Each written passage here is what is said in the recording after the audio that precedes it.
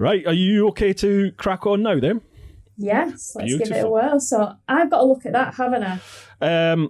Well, no, we just have a conversation just now, like we are. So you just look at your computer camera. But if you want to talk to the folks who are listening or watching, then look at your camera, and then you're making eye contact with them. So we can do like some emphasis, like boom, boom, boom. Exactly, boom. That's the one. Right, that's the one. With it. Right, folks. This week we have username Kate. Hello, howdy. Kate, are you okay if I use your full name, or are we just sticking with first names? Go for it. Right, folks. This is Kate Ralph. Kate Ralph goes by the tag name. I think, is it tag? Is that what the kids say? Tag. Okay, say that. Predominantly on Instagram. Username Kate, and you've got a YouTube channel as well, haven't you? Yes, I do have a YouTube channel. Beautiful. So, folks, if you like what you see and hear through the course of this podcast, then make sure you fire over to Kate's Instagram, all the other social medias, and the YouTube, and give her a like, a follow, subscribe, all the rest of it. So, Kate, thank you very much for coming on. Oh, you're welcome. Thanks for having me. Scraping the barrel a bit with me, but no, don't be daft. Don't be that. Well, we've been chatting for a wee while, haven't we? About trying to get you on there, and yeah, great stuff. You stepped up to the plate list this week, and thanks very much for that. So, no worries. Thanks for giving me something to do during lockdown. Yeah, how's it all going up there? It's quiet. I'm not working, so there's that. But it's given me a lot of time to like plan some content and actually make more of an effort on my YouTube, which is kind of good. Yeah. But it's the money side of things where you just like, you want to be working and getting the dollar. Yep, absolutely. You're in bike sales, aren't you? Yes. Yeah. Been in bike sales for a while, but recently just started at a new job. Mm-hmm. So that's selling Beamers. Oh, I see. So if you want a BMW, hit me up. You used to be Harley, didn't you? I did. So I sold Harleys for a bit, and then got approached by these guys, and awesome. It's just the way the cookie crumbled. Yeah. What a time to be in bike sales. Oh, blimey. Oh, I know. There will no doubt be some questions, I imagine. Do you know the format here, how I normally do things in the podcast?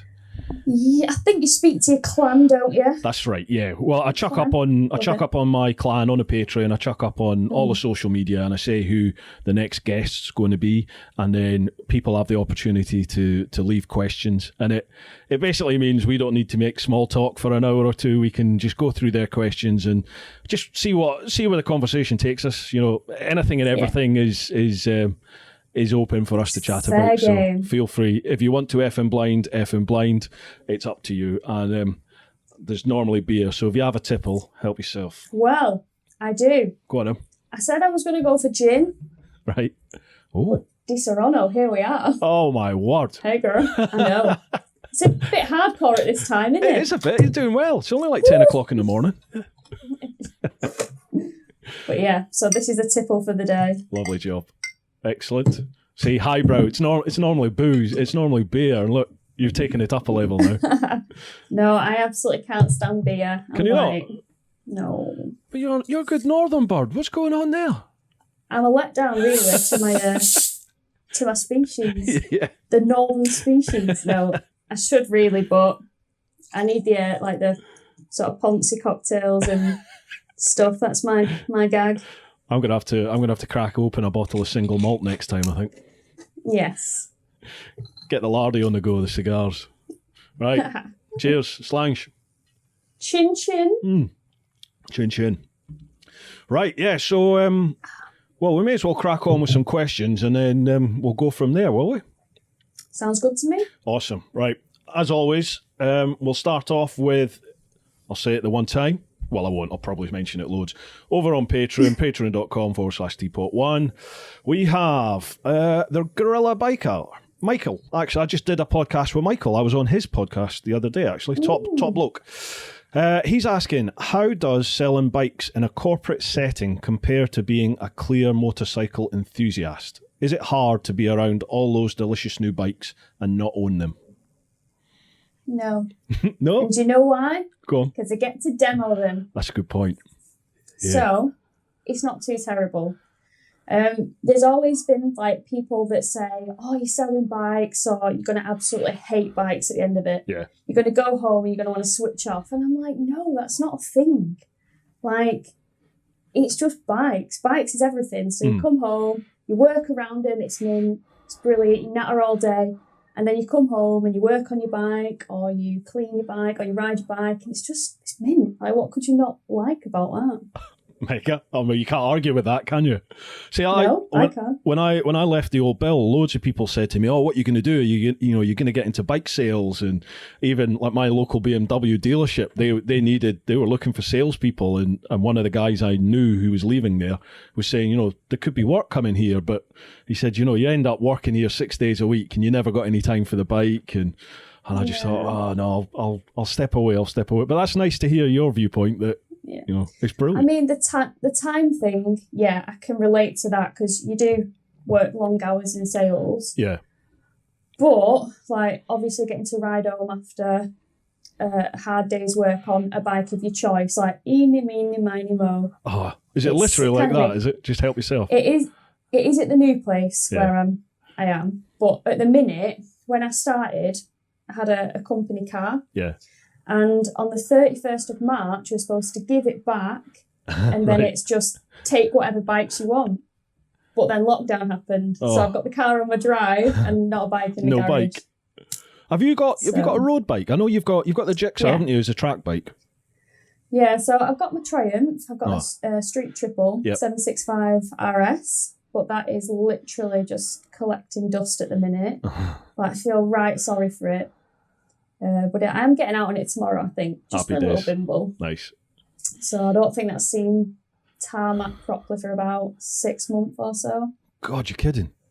No. Just because we've had terrible weather, haven't we? And I'm admittedly a fair weather rider. I'm not ashamed. I've done all that stuff. Yeah, there's plenty of people like that. Plenty of people. Yeah. So, the track days open up tomorrow. What is it? 26th of this month. Is that right? No Limits are opening up a couple of track days. So guess when my first track day is? Go on. 26. The 26th. Beautiful. Yes. Which one are you doing? So, Donny. Oh, I've never done Donny. Yes. It's good from memory. Like, I think I've done it twice, and I think the last time was like 2018 that I've done it. Right. So I'll be very rusty, but I do remember Craner curves and like absolutely falling in love with them. So we'll see how I get on. I had some mates that they used to race in the No Limits sort of rookie series. And I think two of them in the course of one weekend, two of them came off at Craner's. And one of the boys, he properly did himself. I think it's like a stupid speed crash he had on that, and proper pickled himself. Yeah, claims a few, didn't it? Yeah, just a bit. Martin Downs, he's asking, how precious was it working for Harley? Precious? Yeah, that's what he's asked. Explain yourself. I don't know. Hang on. I think that was a Mickey take because he's then got a second part to his question. On a more serious note, as a rider who has ridden both track and dirt, which do you prefer and which do you think can offer the greatest improvement to a rider's skill during normal day-to-day riding? Wow. That's a tricky one. So I've tried off-roading and admittedly I suck. Like, I'm terrible. But I love it and I give it a bash.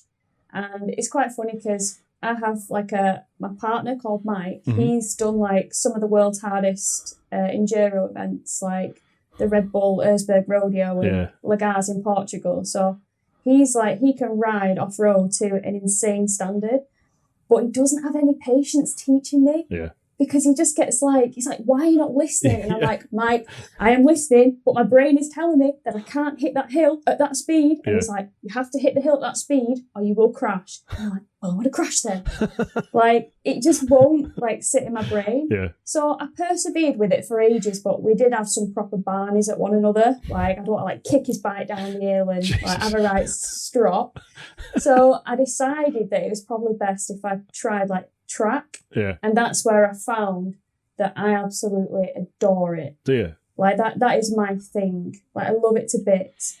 But the guy's asking, sorry, what's his name? Martin, yeah. Martin is asking, what do you think you can develop your skills better with? For road riding, road, I personally think off-roading. Yeah. Why is that? Because the bike's moving around and it teaches you about... the skills. Moving around, like, you panic less on the road if you lose your ear a bit and you twitch. Yeah. Like, you can handle it because you know that feeling. Like, it becomes a bit second nature. Yeah. When you're on track, you want them to, like, absolutely pin it. Where can you do that on the road? Yeah. What skills are you going to transfer over? It doesn't matter if you can hit 160 on the track. It's pointless. Yeah, like, yeah, absolutely. So I think, to answer Martin's question, off-roading side is definitely amazing for developing skills. But I just think everyone should try everything that they have an opportunity to try. Yeah, absolutely. Because you can only build yourself up better by trying different disciplines, I think. I find I'm a bit like you in that I hate off-roading because I just don't know what I'm doing, and I'm well out my comfort zone. So it's just but on the track, I'm not the world's best at all on the track. But I find on the track, that's good for your braking because you can brake a lot harder on the track than you can on the road. You can lean, you can go into corners a lot quicker on the track because you've got the vision.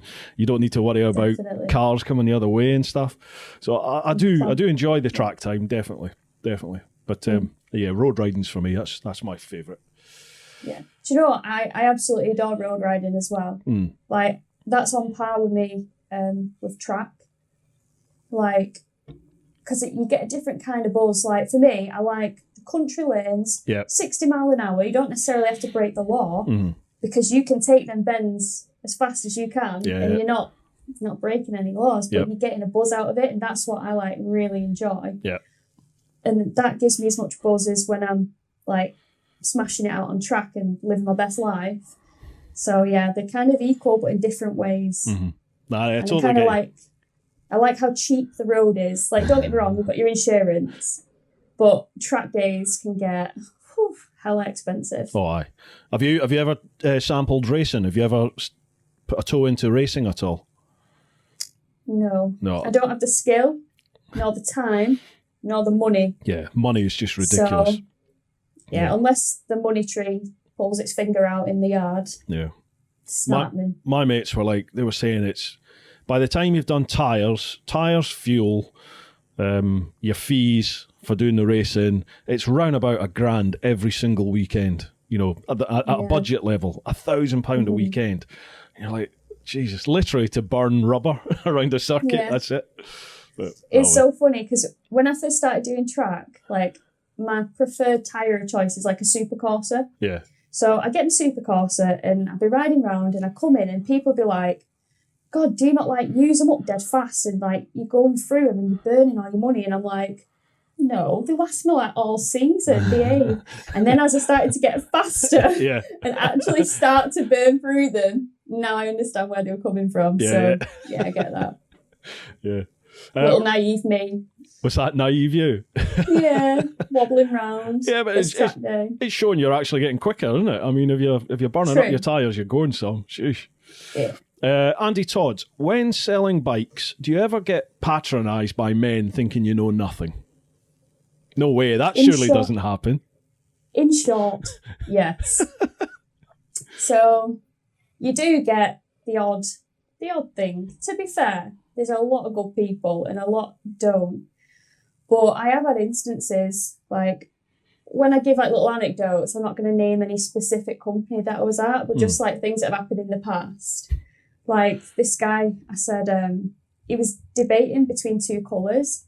And I was like, to be honest, I'd be happy with any of those, like, bikes in my garage because they're two exact same bikes in different colour. Yeah. And he looked at me and he casually walked over to the bike and he tapped the pillion seat and he went, well, that don't look right comfy for you, love. Oh. And I'm like, let's get on track now. Yeah.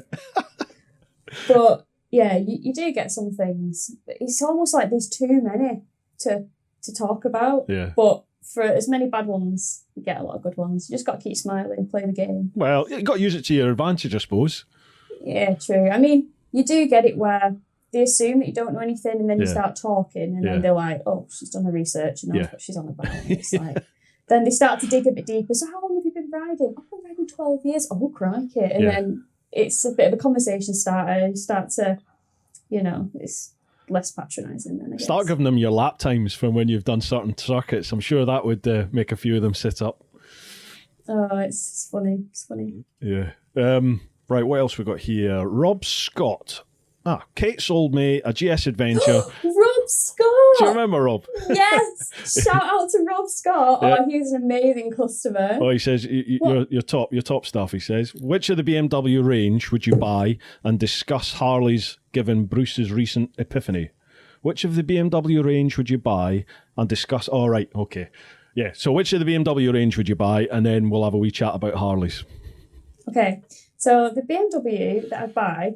It's tricky at the moment because this is purely based on like aesthetics and specs and stuff because I haven't actually ridden any of the modern BMWs yet. Right. So, because obviously my chance to do that got snatched away by COVID. But aesthetically, I am in love with the R90. Oh, yeah? Yeah. Like we have one in, it might have sold whilst I've been off, like because they're still doing online stuff. But it's the option, I think it's the 719. And it's black and yellow. Yeah. And it's stunning. Like I'm at my desk and I'm like, oh hey. Like, I keep looking. And I think like I've been even fantasizing when we've dragged our bikes out of the garage. I'm like, what would it look like? It look good. I can just see it now. You're gonna have to make sure you get one of them as a demo then. Yeah, so that's like definitely first on the list. Nice. But I would equally love to ride and own an S1000RR because I've never, I've only ever ridden one sports bike and it was a Gixxer 1000R from Suzuki that they lent me. Yeah. And it was just such an experience, but I would love to try the S1000RR, get some good write-ups. What year was the Gixxer 1000 you rode?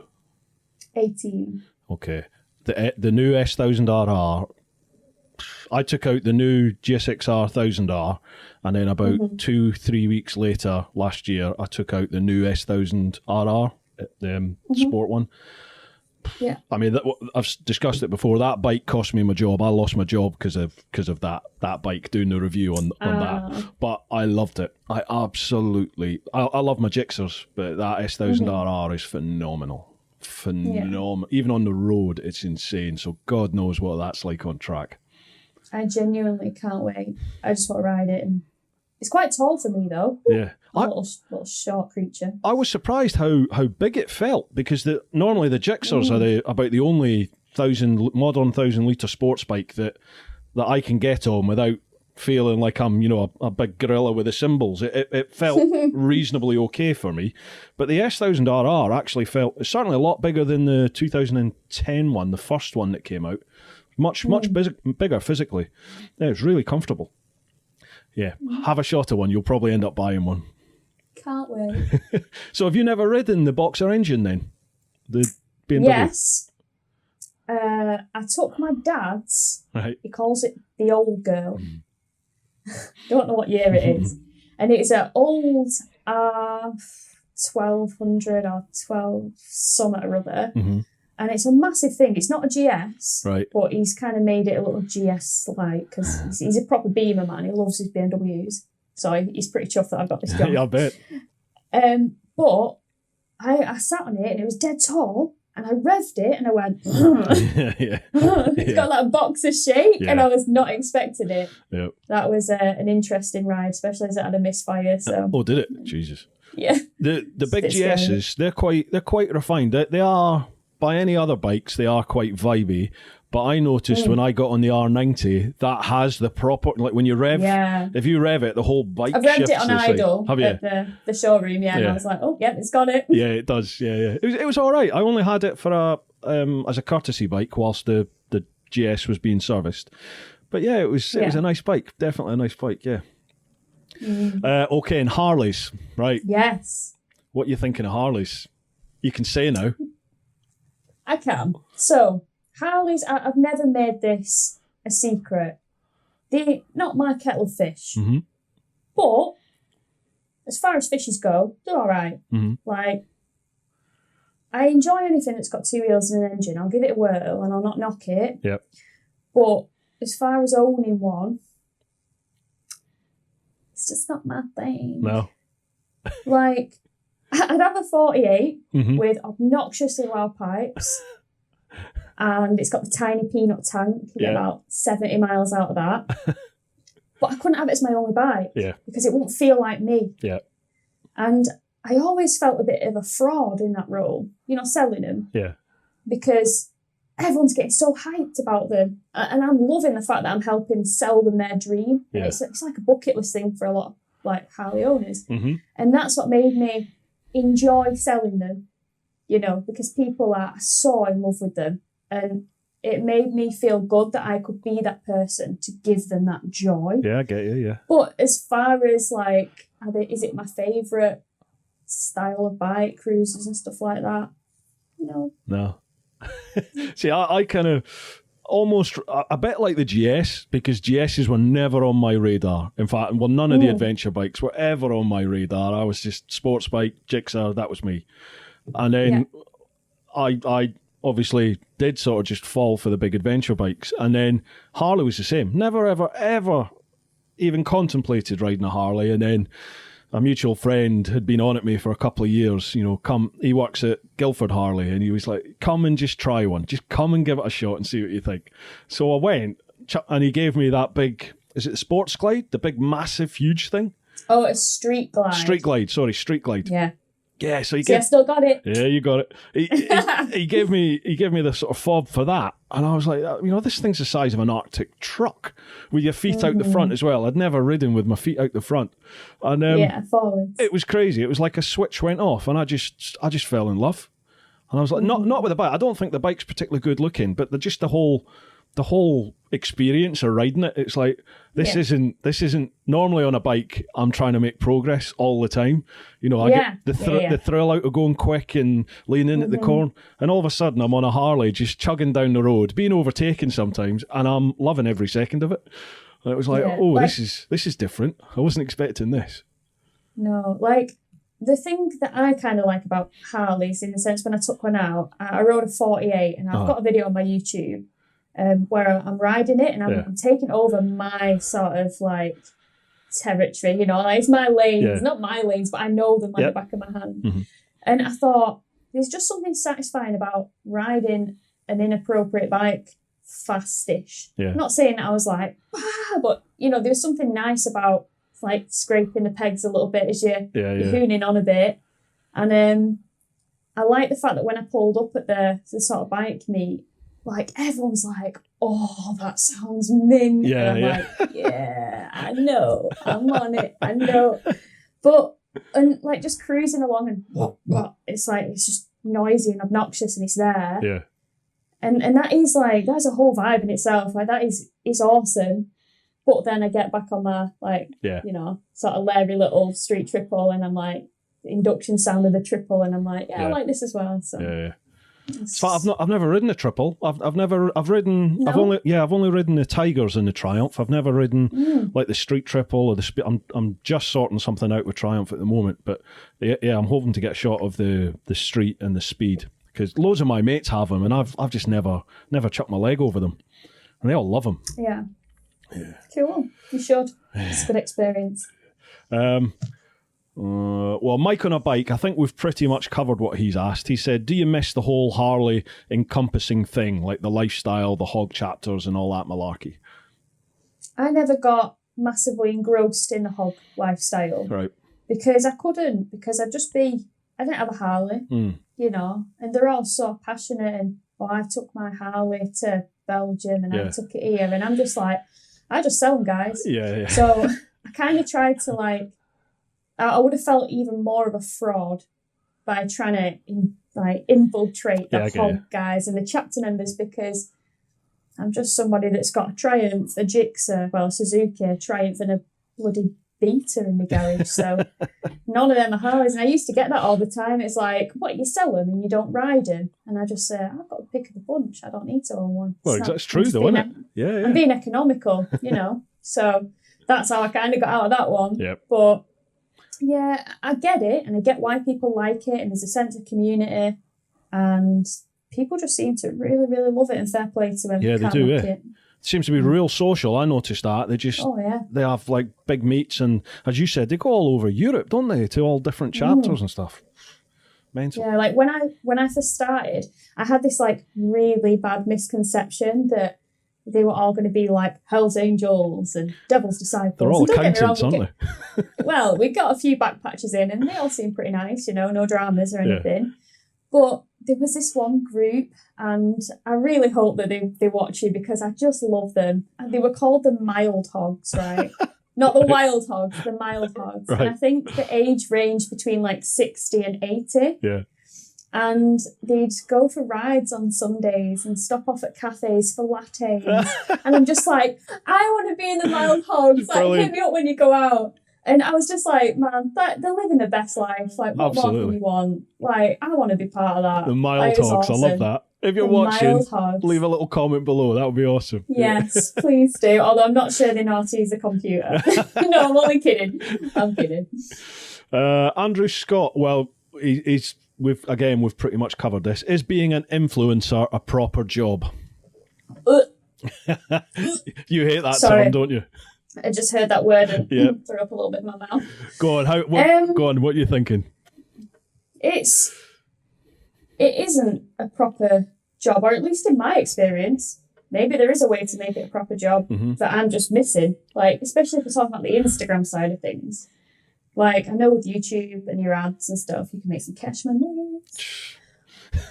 No. Even if it's minimal. Yeah. Like you've got to be getting like millions of views and stuff for that. Yeah. But no, it's just the simple answer. Like for me, like, I mean, bloody hell, can't influence anyone, can I? I think you'd be surprised. I think you would be surprised. Do you know what? If I can influence some more gals and ladies to throw the leg over and get into biking, or even guys, like that's mint. Yeah. But is it being a proper job? No, it's just something that I do on the side that I enjoy, and just put it up there. And if people like it, they like it. If they don't, it's up there for me. I can look back at it in 5 years and be like, oh, that was a mint holiday. Yeah. If it's got like 2 views, I don't care. Yeah, absolutely. I think that is. I think A, it's the healthiest way to approach it, and B, personally, I think that's the best way to approach it. And if something comes of it, I never started this thinking this is my full-time job now, and I never even sort of halfway through last year, I never thought this would be a full-time job at all. Yeah. But I think as long as you don't bank on it becoming your job, as long as you enjoy it and you put your everything you want to put in, you put in, whether that is you put up one vid or one post a month or every 6 months, or you're putting up 10 posts a day, whatever you want to be doing, just do that. And if it's right for you, it will develop, won't it? Like you'll get your own little community that will naturally be attracted to you. And with that comes certain opportunities that may or may not lead to a job or, a different life, who knows? Yeah. And there definitely seems to be 2 camps at the moment. Do you find it like on social media, you've got sort of a YouTube camp and an Instagram camp? Do you find that? And it seems to be that unless you're a big celeb, you either have a following on YouTube and nothing really to speak of on Insta, or you have a massive one on Insta and either they don't bother or they were only really just starting on YouTube. Seems to be one or the other at the moment. It really does. It's like, it's just an audience thing, isn't it? Like you can have people with like crazy amounts of followers on you, like not followers, subscribers on YouTube, and then like not many on Instagram, and sort of vice versa. I don't have sort of many in the grand scheme of things on Instagram. Like I wouldn't say like 14,000 followers is a lot on Instagram, especially as a female, because I'm just going to be straight with you. Being a female on Instagram who rides bikes, it's just an instant recipe for people following you because they like it. It's what people like. So in reality, I don't have that many. Like you get some girls out there and, they are doing their thing. They're like hustling. They've got like 40,000, 50,000, 60, 90. And I'm just there with my little 14. But you know what I like about my 14 is that they comment and they're engaged. Absolutely. We have chats. Absolutely. And it's not throwaway emojis. and like Hermosa, Linda, like you get like on a lot of things.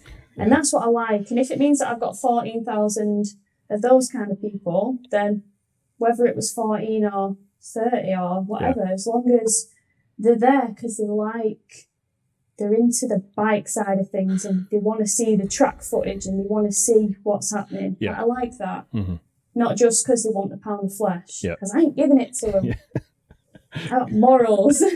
Good on you. And I got to admit, I do like that about your profile. Is it, as you said, it would be, you're a good looking woman, and it would be really easy for you to, put on certain clothing and chuck a picture up, and you will get a lot of followers from it. And I like that, you sort of concentrate on the bike side of things and the track riding and the person. And as you said, that works for you because you're following the engage, definitely. And when you chat to the marketing people, they know that. They can see the difference. A mile off, they can see that difference. Yeah. But I just want to be like one of the lads, part of the gang, and I don't put myself on any kind of pedestal. Like, I just go riding with them. We rip the piss out of each other. Yeah. It's all good. It's all gravy. Absolutely. Don't get me wrong. If I was like some hunk and I was all cut, I would be showing everything I've got. But, I'm too... But you know what? Like, I love it. It's the fact that, like, you and Lamb Chop Rides and Baron and Alistair, you're not... You guys can do it by just being guys, wearing normal clothes like normal humans. Why should you not be able to do that as a girl? Absolutely. Like, and still.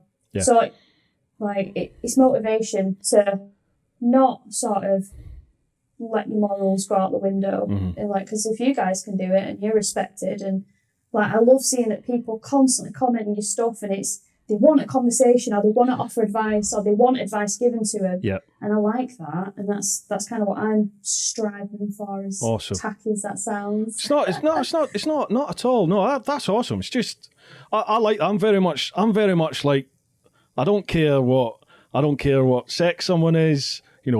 Whoever they want to be that day. I'm not fussed. I don't care what colour you are. I don't care what religion you've got. You just take people as they are, don't you? And exactly. I want to be treated like that, and I'll treat everyone else like that. So to me, I don't care about any of the other bullshit, and thankfully I don't really need to worry about it. So yeah. Cool. Right. Next, that's a bit deep. John Gore. As a BMW K1600 GTL owner, I love the bike. It's been round Scotland, Picos several times, and several other European countries. Why are they as rare as rocking horse shit on the second-hand market? Because they're just so awesome that people don't want to sell them. Must be that. Have you had a shot at the K1600 yet? No. You've not? And it scares me. I'll not lie. It's a big weapon. That bike is fast. It's a Bertha. Like, it's not... It's the slow speeds and the putting my feet down. Yeah. And because it's not mine. If it were mine, it wouldn't be an issue. Yeah.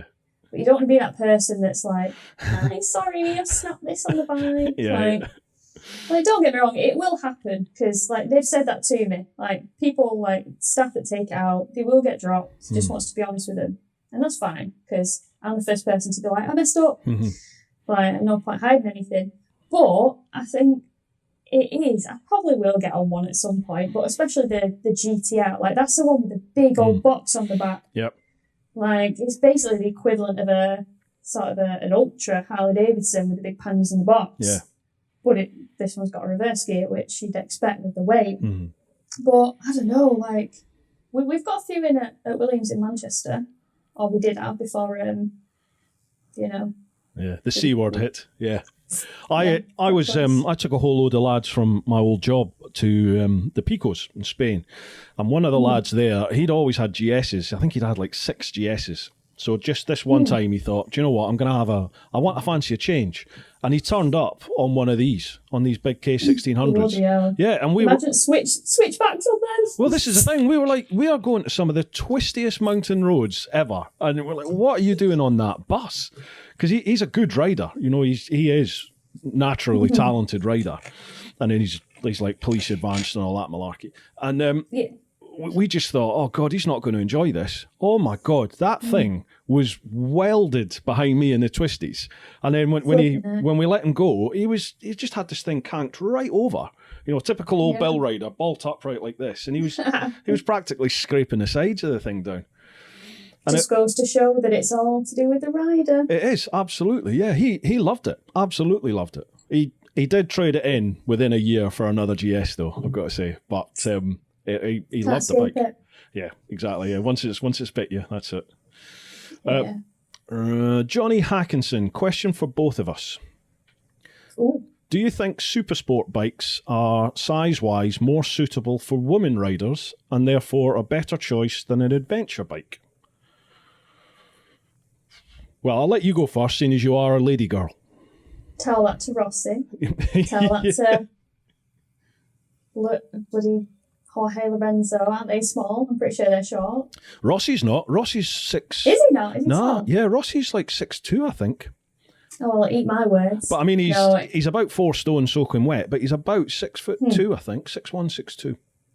Yeah, but there are a lot of sort of small people that ride sports bikes and stuff. Yeah. But so, what was the question? It was... Do we think super sport bikes are size-wise more suitable for women than adventure bikes? I get what you're saying.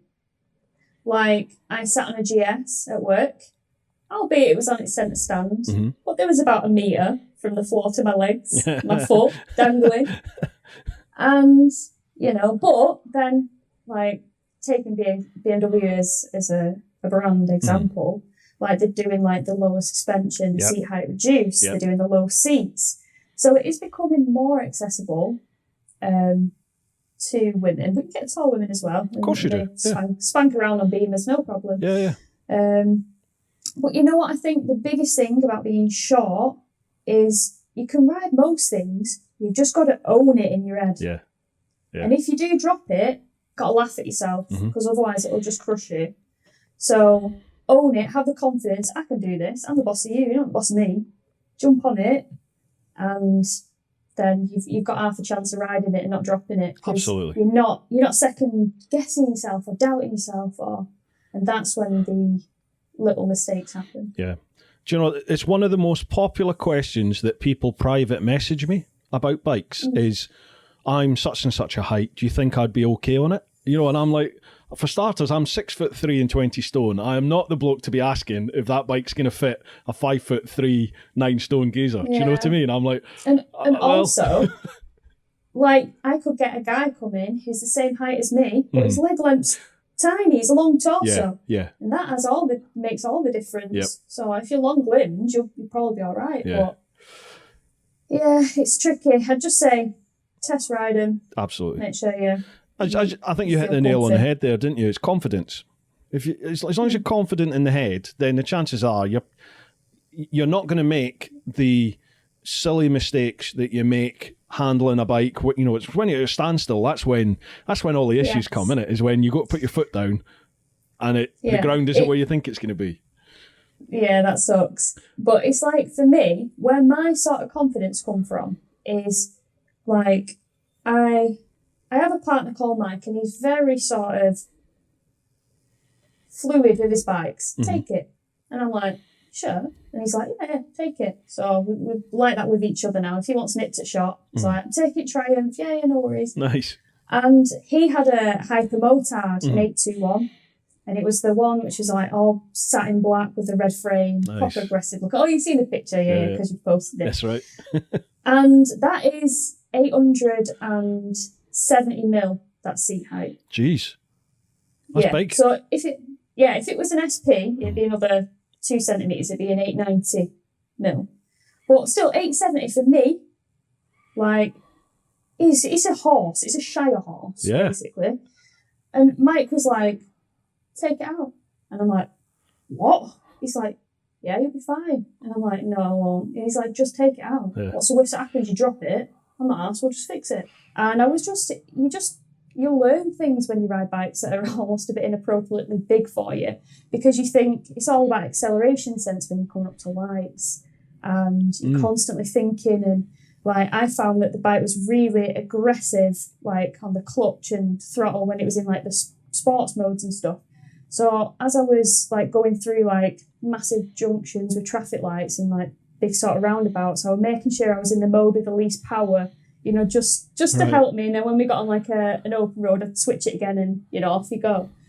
But I don't think I'd probably be where I am if I didn't have somebody like Mike rooting and letting me understand my limitations and stuff like that. Yeah. The thing is, if you're going to be short, you've got to be confident and you've got to know that if you drop it, you might have to fix it. And it's just one of them things.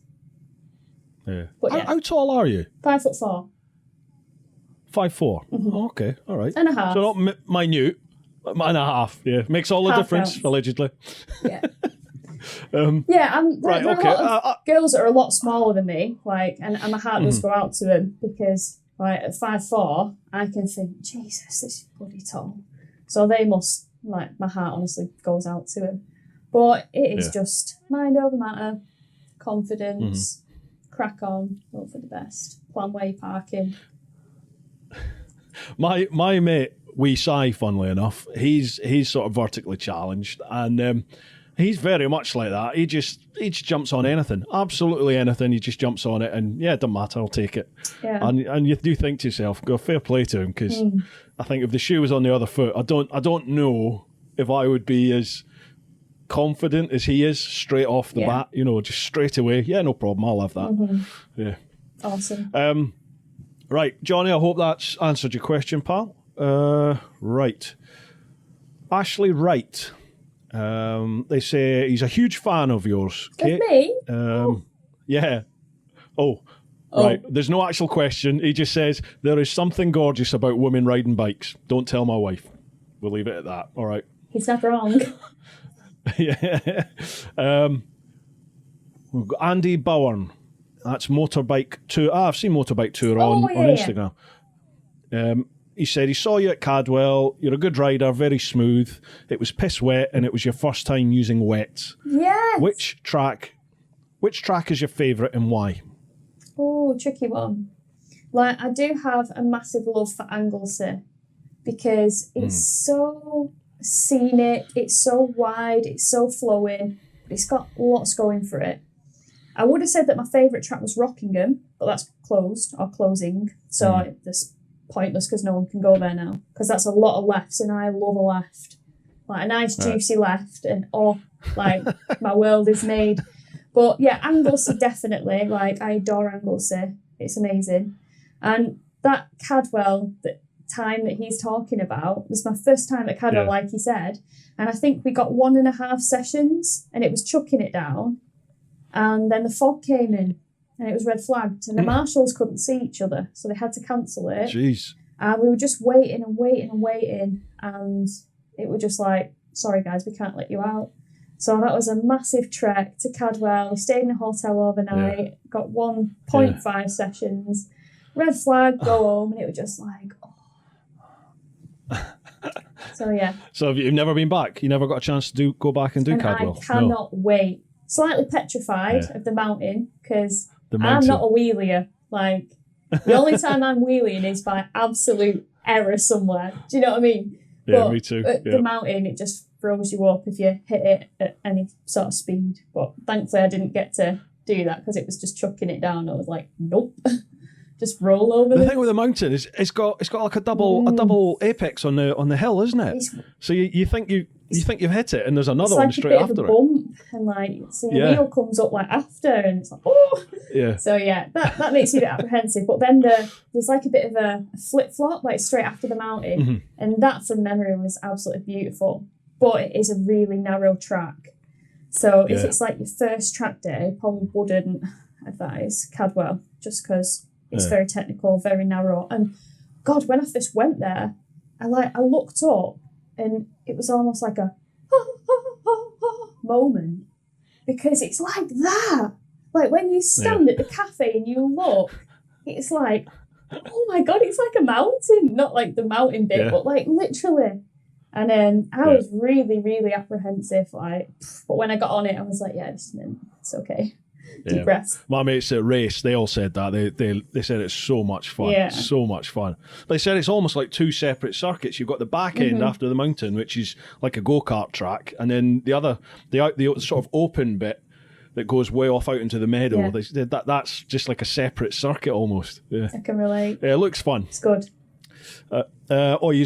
Andy's also asked, what would be your perfect track bike if you could have anything, money no object? Oh, God, that is such a tricky one because I'm always so torn in the fact that I'd love to take 1,000 on track, but I know that it'd probably be wasted on me. And I almost enjoy the lesser power bikes because I know where I'm at with them. Yeah. Do you know what I mean? I know when it's coming to the red line, and I know when I need to be shutting off and braking, and I know how far I've got to play with them. But with like a thou, like I'd love to see how I'd react. So I don't know whether I would say a thou because I've not experienced it. So I don't know whether I'd like it or not, or whether it'd be a bit too like sort of high side city for me. Do you know what I mean? Getting a bit leery on power coming out of the bend. So I don't know. Like I love my Gixxer. Like I love it to bits. But, oh man, I don't know. I can't answer that. Like, genuinely can't. There's just too many nice ones out there. Because there's a couple, is it Claudia's got the R1? Yes. And then, oh my gosh. R1 Liz? R1 Liz as well. Yeah. Claudia has got my dream, like, R1. If I was to have one, her bike is the epitome of everything that should be. And she's just put an Austin Racing on it because she was going to do a Euro. Oh, God, and there was no, like, DB sort of testing. And, oh, my God. Like, I'm really sorry if my parents are watching this, but you need to get a wet floor sign out because that sound is something else. I don't know. I don't know what I'm saying. It's clearly this. But, no. That's that trailer. Nice one. Thank you. Yeah. No, but, honestly, like, she put a YouTube video on of like a flyby, and it was just like, and somebody commented in the comments like, if you had a bike near me that was that loud, I'd want to move away. And I'm like, I want to find out where she lives and move next door. Like, was that with the Austin Racing can on it? Yeah. They are stunning, Austin Racing. Just that cross-plane engine with a dirty exhaust and a decat. Yeah. Sounds like a full-blown race bike. Yeah, it does. It just like gets your heart pumping, like you just want to be on it. So maybe a dream track bike, I'd like to pinch Claudia's and just see what it feels like. But I had a Tuono, the V4 Tuono 2014 one, and I had the Austin Racing GP1 can on it with no baffle. So it's like that. Yeah, it's just like what? Oh my! I mean, even my mates who are a bit hooligans, they were like that thing's too loud, because it was just I never used to wear earplugs ever, never ever wore them, and the whole time I had the Tuono I never wore earplugs, but I had every time I finished riding that thing, wherever I got to at the end of it, I had a banging sore head, but it stirred you from the inside out, with the vibration. It's phenomenal. Yeah, amazing. I miss that engine and that can. Yeah. Right, Nick Turnbull. I think we're probably going to get quite a few questions along this line. How can we get more women into racing? Surely it's a sport where men and women can compete on level terms, and as a salesperson, how can you influence more women into motorcycling in general? I don't have the answers. Like, it's a tricky one. Like, with regards to racing, it's just the law of numbers. Like, you go on a track day, and you'd be lucky if there's, like, 4 women there. Yeah. Like, out of hundreds of guys. And unfortunately, it's just kind of what it is at the moment. However that'll change, I don't know, because I think a lot is done. Like, I'm in lots of Facebook groups, like, that are dedicated to, like, women motorcyclists. And I think people don't realise that there's actually a lot. There's so many of them, like, around the world. But it's just, I don't know. I can't answer it. Because obviously money comes into play. So you could be the quickest girl on the earth. But if you've not got the funds to race, so you're not going to race, are you? Yeah. And with all the sponsorship on the earth, things change, you lose sponsorships, someone goes to someone else, something happens. It's tricky. Yeah. It's a hard one to get into that, because it runs, it's like societal issues, like everything comes out, and like the sort of stereotype that women are just pillions or backpacks, as the derogatory term goes. But it's one of them, and it is changing. Like, but I think as well, did they say something about selling bikes to women? Was that part of this question? Well, no, as a salesperson, how can you influence more women into biking in general, not just racing? Yeah, like, I think salesmen or salespeople, like, really need to empower women when they come in. So when a girl comes in with a guy, I'll speak to him like the girl rides, like the guy rides. I don't make the assumption that it's the guy and go to the guy. And I think a lot of people should like try and tweak the mindset to just think that anybody is a potential buyer. And then say like a woman's been thinking about riding but hasn't, and they're greeted with a salesman that comes in and like, oh, you're looking at bike, what do you ride? Oh, I don't at the moment. But they feel like they can, because they've asked them, like, what do you ride? They must think I ride. I can do it. So I think that you can take steps that way, just to sort of treat everyone as an equal, as like, not just focus on a guy because you think that's going to line your pockets as a salesperson. Yeah. Like, always have the open mind. What got you into biking then? My dad. Was it? Yeah. So my dad was in the police for 30 years as a traffic cop on bikes. Oh, okay. So makes him a little less of a bastard. I know he's watching this, he'll have a laugh at that.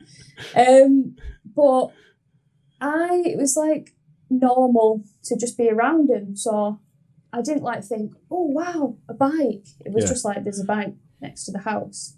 Like, and there's pictures of me of like a wee tot with my little BMW bob hat on, big little brand in there. And I'm there with a sponge, like, just probably not even old enough to speak. So I guess like he kind of got me into it, but he was never into like the off-road side of things. It was all, you're going to do this the right way, moped at 16, 125 at 17, you'll learn your gears. It's very structured like that. So as soon as like I was 16, he actually got an auction moped that had been like, seized or something like that. Probably picked it up like dirt cheap. It was horrendous. Like, no offence, Dad, but your taste, I hope it's got better. It was a Boasian. I don't even know what brand that is, or if I'm saying it right. No. And it was blue, and it had flame stickers going up the side. Sounds nice. Oh, man. And then it were a feral little thing. It was so slow as well, like do about like 27 mile an hour downhill. Yeah. And that's just kind of how it all started. And then after that, I got a little 125, a Yamaha TW. Right, yeah. I don't know if you've heard of it. It's like got a tiny tank and a really awkward, big fat rear tyre. And then I ended up swapping that with one of his police mates for a CBR 125 in like Repsol colours. Yeah. And it just kind of went from there. But I've always been around him, and I've always gone pilly. Like, he used to pick me up from high school, and I used to feel like the baddest bitch on the playground. I bet, yeah, like, on the back of the bike. Oh, sorry guys, my dad's here on the bike. And I'd like run up to it and like jump off, and like everyone would be going, whoa, because like no one got picked up from school on a bike. Yeah. And I was just like, yeah, this is the life. So yeah, it's just always been about it. So yeah. It's my mum's not into them though. Oh, is she not? My mum hates the fact that I ride. Like, she loves the fact that I've got a sister who's not into bikes in the slightest. Like, she's like the angel child. And like, she's like, no, you don't need to ride a bike. And Hannah's like, oh, okay. Like, not bothered. Yeah. But yeah, my mum, she's like, she has kittens every time I go out. She can't even wave me off. She's like, right, I'll just say bye to you now. She won't even watch me ride off. It's weird. My mum was always anti-bike. She was always really anti-bike, and I just, so as such, bikes weren't even on my horizon as a kid or growing up or anything. And then, the story is that it was my mum that got me to actually do my bike test before she died. She was just like, you've always wanted to do it, so don't regret what you've not done. Go for it, live your life. And it's just funny that it was her that kick-started the whole thing, really. Yeah. Well, once upon a time, my mum was into bikes, not riding, but pillion with my dad. And like before I was born, she used to go on back, and they went around like Europe, and they loved Germany and stuff like that. And they got back to England, and they weren't far from the house, and an old guy pulled out on him on a roundabout and knocked him off. And then I think my mum hurt her back from that, and I don't think, like, she still like grumbles about it to this day, and I think that massively put her off. I don't think she got on a bike, especially after having kids. Yeah, because she's got this mentality that, like, she wouldn't want to be on the bike with dad if anything happened. Yeah, I know a lot of couples like that with kids. Yeah. So when my sister, who's 3 years younger than me, when she turned 18, it was like, oh, come on, Mum, we're grown up now. Like, get on back. Like, get it back. So we kitted her out, because I used to work at the Rocket Centre in Blackburn, and before it closed, there was like massive sales. So we got her kitted out in all like these awesome, like, textiles and boots. They still sat there in the wardrobe, never worn. So, Mum, if you're watching this, pull your finger out, get on back at bike, and go and have a good time. That's it. Definitely. Go for it. Cool. Right, next one. God, we've got loads of questions here. You've been a popular guest. I'm pretty sozzled right now. Oh yeah, good effort. It only takes like that much. I'm gone. Cheat day. I was going to say that, and I thought, no, I'll not say anything.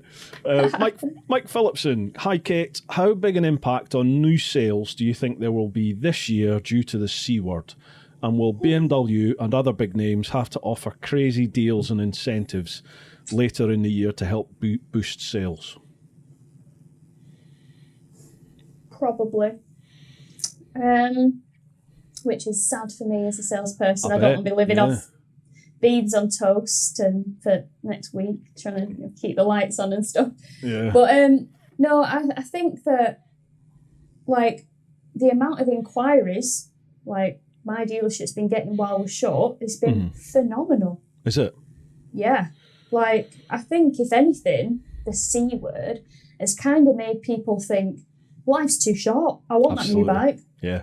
I want it, and I want to ride it, and I want my freedom, and I can't. And they want something to look forward to, and who can blame them? Yeah, absolutely. Like, so I think that bike sales will eventually, I don't know how like for like on year, like back end of the year, it's going to look sales wise, but I know that the staff, we're going to be playing catch up massively, I think. And I'm quite scared to go back. I'll be candid about that. Purely because I have now been off longer than I've been employed, like was working, and compared to Harley, like selling them, the pace, oh my goodness, it was something else. It's like the amount of inquiries and the amount of sales, because obviously it's not as niche of a product. Like, you're going to get a GS because you can ride it all year round. You're not going to buy something that's full of chrome to ride all year round. Yeah. So it was a bit of a oh my God, like wake up call.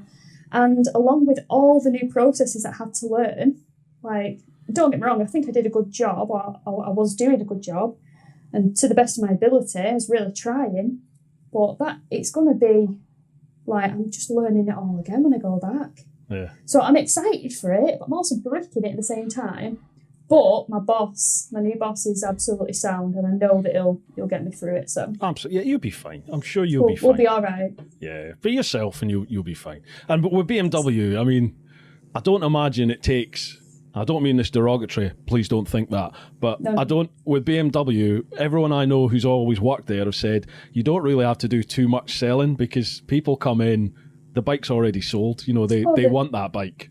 Now the selling is the easy bit. Yeah. The paperwork, however, is the hard bit.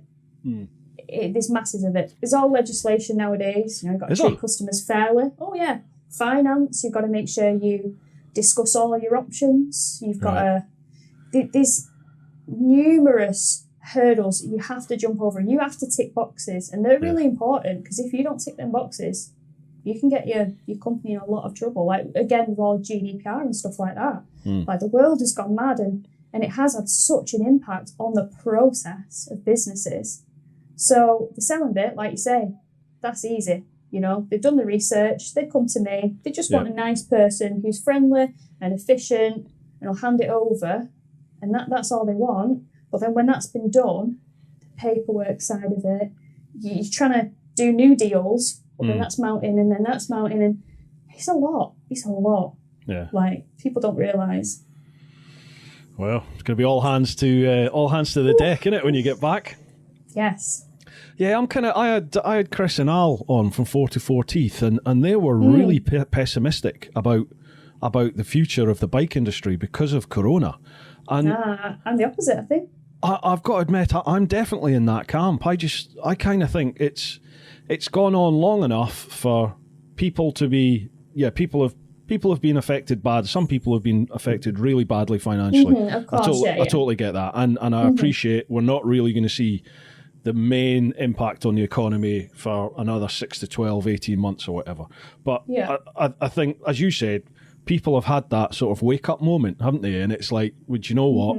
YOLO, we've got to, let's go for it. I'm going to enjoy myself. So as long as they're putting a roof over their head and they can cover bills, I think people who do have that money to play with are still going to be like, well, I'm going to have my toy. Yeah. So, and you know what? It doesn't necessarily have to be a new bike. Like, there's something for everyone's budget. Like, you know, whether you've got £1,000 to spend or you've got 20 grand to spend plus, you know, there's something for everyone. And you can't take away that feeling of freedom on a bike, whether it costs you £1,000 or extra. So, yeah, I think it'll be all right. I think we'll bounce back, personally. But I'm always optimistic.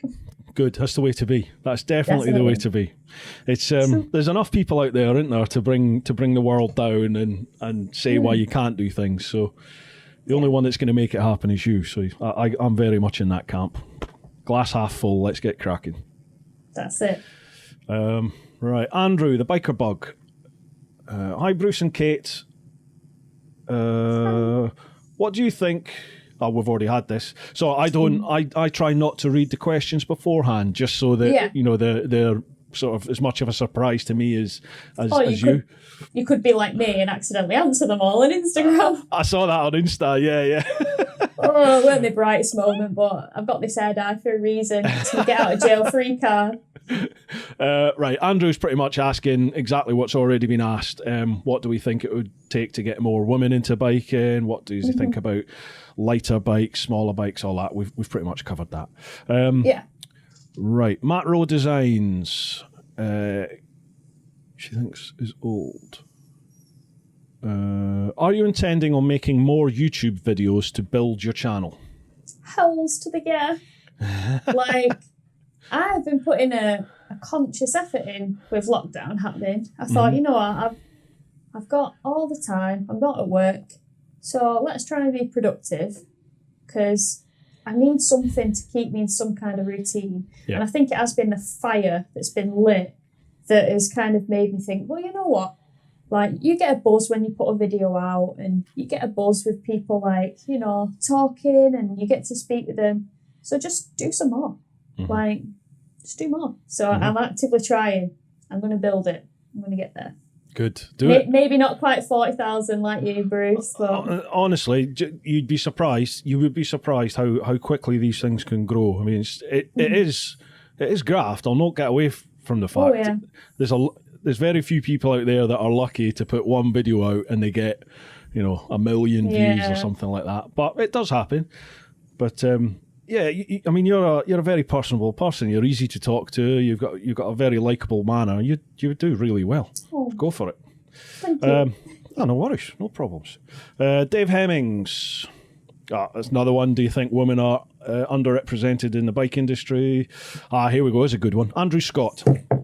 Oh, blimey, this is a deep one. When you die, what do you want your last words to be? Whoa! I don't think that's a death threat. I'm pretty sure it's not. But what would you like your last words to be? Probably be, my social media block list applies to my funeral. Do you have a lot of issues on social media? No, I don't have too many, to be fair. But I do have a substantial block list. But I don't take shit. Good. It's the way to be. So, but no, I don't know what my last words would be. It'd probably be something sappy and gushy like, tell all my family I love them. Something like that. Because I'm a proper family person. So oh, yeah. Probably that, yeah. Yeah. Big time family girl. Good. There's not much else really in life, is that? It's kind of all you've got. Exactly. Yeah. Well, he's already guessed mine. Look at that. Haggis, for Kate, how would you compare the Harley Davidson line to BMW in terms of quality and value for money? Ooh. Thank you, dear. Thanks very much. Yeah, of course. Sorry. Thanks very much. No. So, the wife's brought me some beer. Happy days. What an angel. Yeah, she is. She's a good girl. Good. Oh, man. It's tricky. I mean, they're both technically like premium brands, right? Mm-hmm. So they both come with a bit of a price tag attached to that, I would say. Build quality and stuff like that. Oh man, I feel like I don't know enough about BMWs yet. Like, you could probably answer that more than me because I don't have any experience. Like, I will see it over time, like what comes in for like warranty claims, but I don't feel kind of experienced enough to sort of answer it. Right. With BMW, for the sort of the attitude I take towards bikes is I kind of think I expect something to go wrong. To go wrong. I'm not, because I ride the bike pretty much every day in all weathers. Yeah. Something's going to go wrong. Technology's advancing. Yeah. Exactly, yeah. There's so much electronics in a bike, and it's an engine. At the end of the day, it's an engine. Unless it's a Harley. Well, There's not much electronics. Yeah. No, I saw one that had that big streak lights. They're getting better. Toys. They had all the toys. They're getting better. They are. But for me, it's all about customer service. How it's handled. Absolutely, yeah. So when something does go wrong, what service do you get? And what I love about BMW is something goes wrong on the bike, or I need it serviced. I phone them up. Yeah, no problem at all, Mr. Smart. No problem. Do you need a courtesy bike? Yeah, okay. What would you like? I take it in and I say, when do you need the bike back? And they said, well, don't worry about it. We'll give you a shout when the bike's ready. And it's just as simple as that. Whereas my experience with Gixxers, well, no, we haven't got a courtesy bike. Or if they do, they give you some shitty little 125, 20 stone, 6'3". What? Seriously? And it's a case of, I don't know when that bike comes back if they've actually done the service on it. Have they done the work on it? Whereas with BMW, I get a little video to show me them working on it. And it's just like, I'm happy to pay for that. No problem. Yeah. So I can only speak from what I have seen so far, but from what I know where I work at Williams, which is in Manchester, like, they are so customer focused to the point where it's almost a little bit obsessive compulsive, which is not a bad thing for the customer. We have, like, when I last looked, 18 demo bikes on the list, and I as a salesperson will have a choice of eeny, meeny, miny, moe, what, providing it's not out with the customer. But the fact that there's that much choice, and if a customer's bike's in, like you say, you get to take this bike out and stuff like that, and we do the whole video thing, and it's so efficient. It is just a German efficiency that I've noticed. Whether it's a bit of Williams efficiency because they are very proud and they do get incredible results throughout all the dealerships in the country, they're so proud of their reputation. Maybe it's something to do with that, but it is very sort of Germanic. And it's nice. It makes everything, there's a lot more work involved when it comes to keeping customers so happy. But they do it well, and that's why they get insane reviews. So it's doing something right. Yeah, absolutely. Sorry, go on. Sorry. I was just going to say, from a Harley point of view, it's tricky. It's like you say, a lot of things will go wrong, and it's how you deal with it. But they've always sorted the recalls out. I think the hardest bit with Harley was they had a bit of a stock system change. Right. And I know a lot of people that have Harleys had ordered parts before Christmas, and still hadn't come by like sort of when I was leaving, like late Feb. Oh, jeez. But it was just a stocking issue where they turned off one stock system in America or something, or in Europe, and it didn't load up when they find the new one. Right. So it's like, what have they got? So that was like process side of things, not the best. But when I worked there, you know, the reliability isn't as like people make out. People make out like they're terrible and they fall to bits. Like, everything has a problem. Sometimes if something's not been lacquered properly, they might have a bit of pitting issue, but it's generally sorted. It's the same with everything. You've got a warranty. You've got it for a good reason. So yeah. I think, as you said, a lot tricky. of the Tricky question. Yeah, it is. Yeah, you tend to get quite a few of these, I think. I think you're right there. A lot of reputations are based on historic instances, aren't they? You know, and Harley's a prime example. I think there is, they maybe never used to be the most reliable or well made, but things have changed. Do you know what I think? Like, I feel like the chroming and stuff of Harleys used to be better in the earlier days. Maybe. Oh, right. Okay. Personally. Well, the scrimping and saving now. Yeah. All received. But you know what? If you're a Harley rider and you completely disagree with what I'm saying, sound off in the comments. Am I doing this YouTube thing right? You are. That's what it's all about, engagement. That's it. Oh, Goose, I think we've already answered this. For Kate, what's your best and scariest track you've ever driven on? Scariest? Yeah. Cadwell was a bit intimidating, but didn't get to do much of that. But Rockingham got scary the faster I got. I went from, oh, Mike, this is my favourite track, to, Mike, I don't quite think it's my favourite track anymore. I'm frightened. Because I was pushing and I was just getting a bit wary. And he was just like, just rein it in, Kate. So I was like, okay. Then I reined it in. So go on. I just reined it in and I was okay again. Yeah, I was going to say you've got some great track pics on your Instagram. Yeah, some good body position there, getting the knee down, good effort. Oh, I've got a long way to go on the body position, a long way. In fact, my goal this year, not goal, I mean I've got a few track days booked if the C word ever goes. Yeah.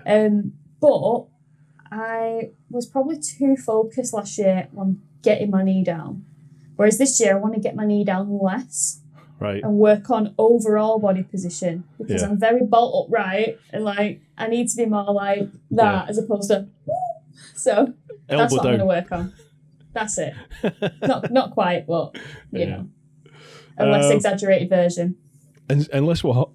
A less exaggerated version of like a Marquez. You know. Graham Jackson is pretty well. We've already answered this one. What got you into bikes and what's your favourite? We've already covered that. Pete English. Now, Pete never lets us down here. No pressure, but he always comes out with some Pete. cracking. Come on, I'm ready. There we go. Oh, do you have anyone in your life that you're completely sure of, but others tell you different? Say what? Do you have anyone in your life that you're completely sure of, but others tell you different? So is there anyone in your life that you think, I 100% know this person and I know them as A, but other people are telling you, nah, they're B or C or D? Does that make sense? Yeah, I suppose, like, a lot of people don't like, not a lot of people, but like, a few people maybe don't like my fella, Mike. All right. Because he is so black and white and he will say it exactly how it is. Yeah. And he does not lie and he can't sugarcoat things. Mm-hmm. So, you know, if somebody's like maybe on track and they're like, oh yeah, I'm doing amazing, I'm doing it, and they're not, and you're like, he says exactly. Keep going, you're doing all right. Yeah. Mike's like, you're shit, you're not revving it. And I'm like, Mike, you don't even know this guy. Yeah, but he's like harping on about how mint he is, and he's not. And I'm like, oh. So maybe in that sense, yeah, but I respect the bluntness and take it for what it's worth, so. Yeah. But it's for me. But yeah, you can rub people up the wrong way, bless him. Do you know, I like people like that. I like to know where you stand with folk. I don't see any point in the bullshit. You know, like if you don't like someone, then why pretend you do? I'm almost a bit envious of him in that respect, because I am, like, one of my worst traits that I have is I'm a people pleaser, and I hate it because it gets me like walked over a bit in life, because I don't want to say things that I truly mean because of how it might impact me, because I'm an overthinker. Yeah. Whereas Mike's just like, I don't care. And I'm like, man, I wish I had that. I very much used to be a yes man when I was younger, definitely. I am a yes woman. Yeah. And now I'm more like Mike. Now I will say my mind now. I'll be tactful when you need to be tactful. Don't get me wrong. He ain't tactful. No. I'm not out there to hurt people's feelings or anything. Yeah. So if I don't agree with something, then, you know, fine. Like, if I think now's not the time to voice that, I won't. Yeah. But yeah. But, I'm still trying to teach him. So trying to rein him in a bit. Good luck with that. Good luck. Happy medium. Nice compromise. But yeah, that's my honest answer, I guess. Cool. Right, Pete, you never let us down there. Nice one. Never. Strange one, but all right. He's full of strange ones. He's good lad, Pete. Best kind of people. Definitely. Mark Smith. This is the last one from the clan. Mark Smith. Kate, what made you pick the RS765 as your daily ride? Oh, I am a tart for technology. Right. Like, if it's got the bells and whistles and it glows, you know, I'm interested. But not only that, it got amazing write-ups about the brakes, just for your money, what you get in terms of technology. Yeah. Like the upside-down forks and the O-rings on the RS and everything like that. I was just attracted to it like a magpie, like how aggressive it looks. And a lot of people don't like them big bug eyes that it's got. But I love it. I'm looking back at petrol stations like, I see you. Yeah. So that's probably why I went for it, out of, like, you know, the competition, like Duke 790s and stuff like that. I've done the whole KTM thing, and I just kind of fell out with a KTM dealership, if you will. I'm not going to specifics, but it made me think, you know what, I've invested so much money in KTM. Like my 690 Duke, I don't know if you've seen it in the past, it was probably the most blinged up 690 in the country. Right. Like power parts galore. Like it wasn't typical KTM orange, it was black and white. Like it was obnoxious. Yeah. And I loved it. But I just wanted more power, and it couldn't offer me it. Like the 690, it was like 73 brake, and it was beautiful. Like you go under a tunnel and it'd bark. Like, I loved it. But, and to look at it, it was aggressive and angular, and yeah, I really, really did enjoy that bike. You know, when you ride something and you just got one with it, and you know exactly what you can do, and the riding position's perfect.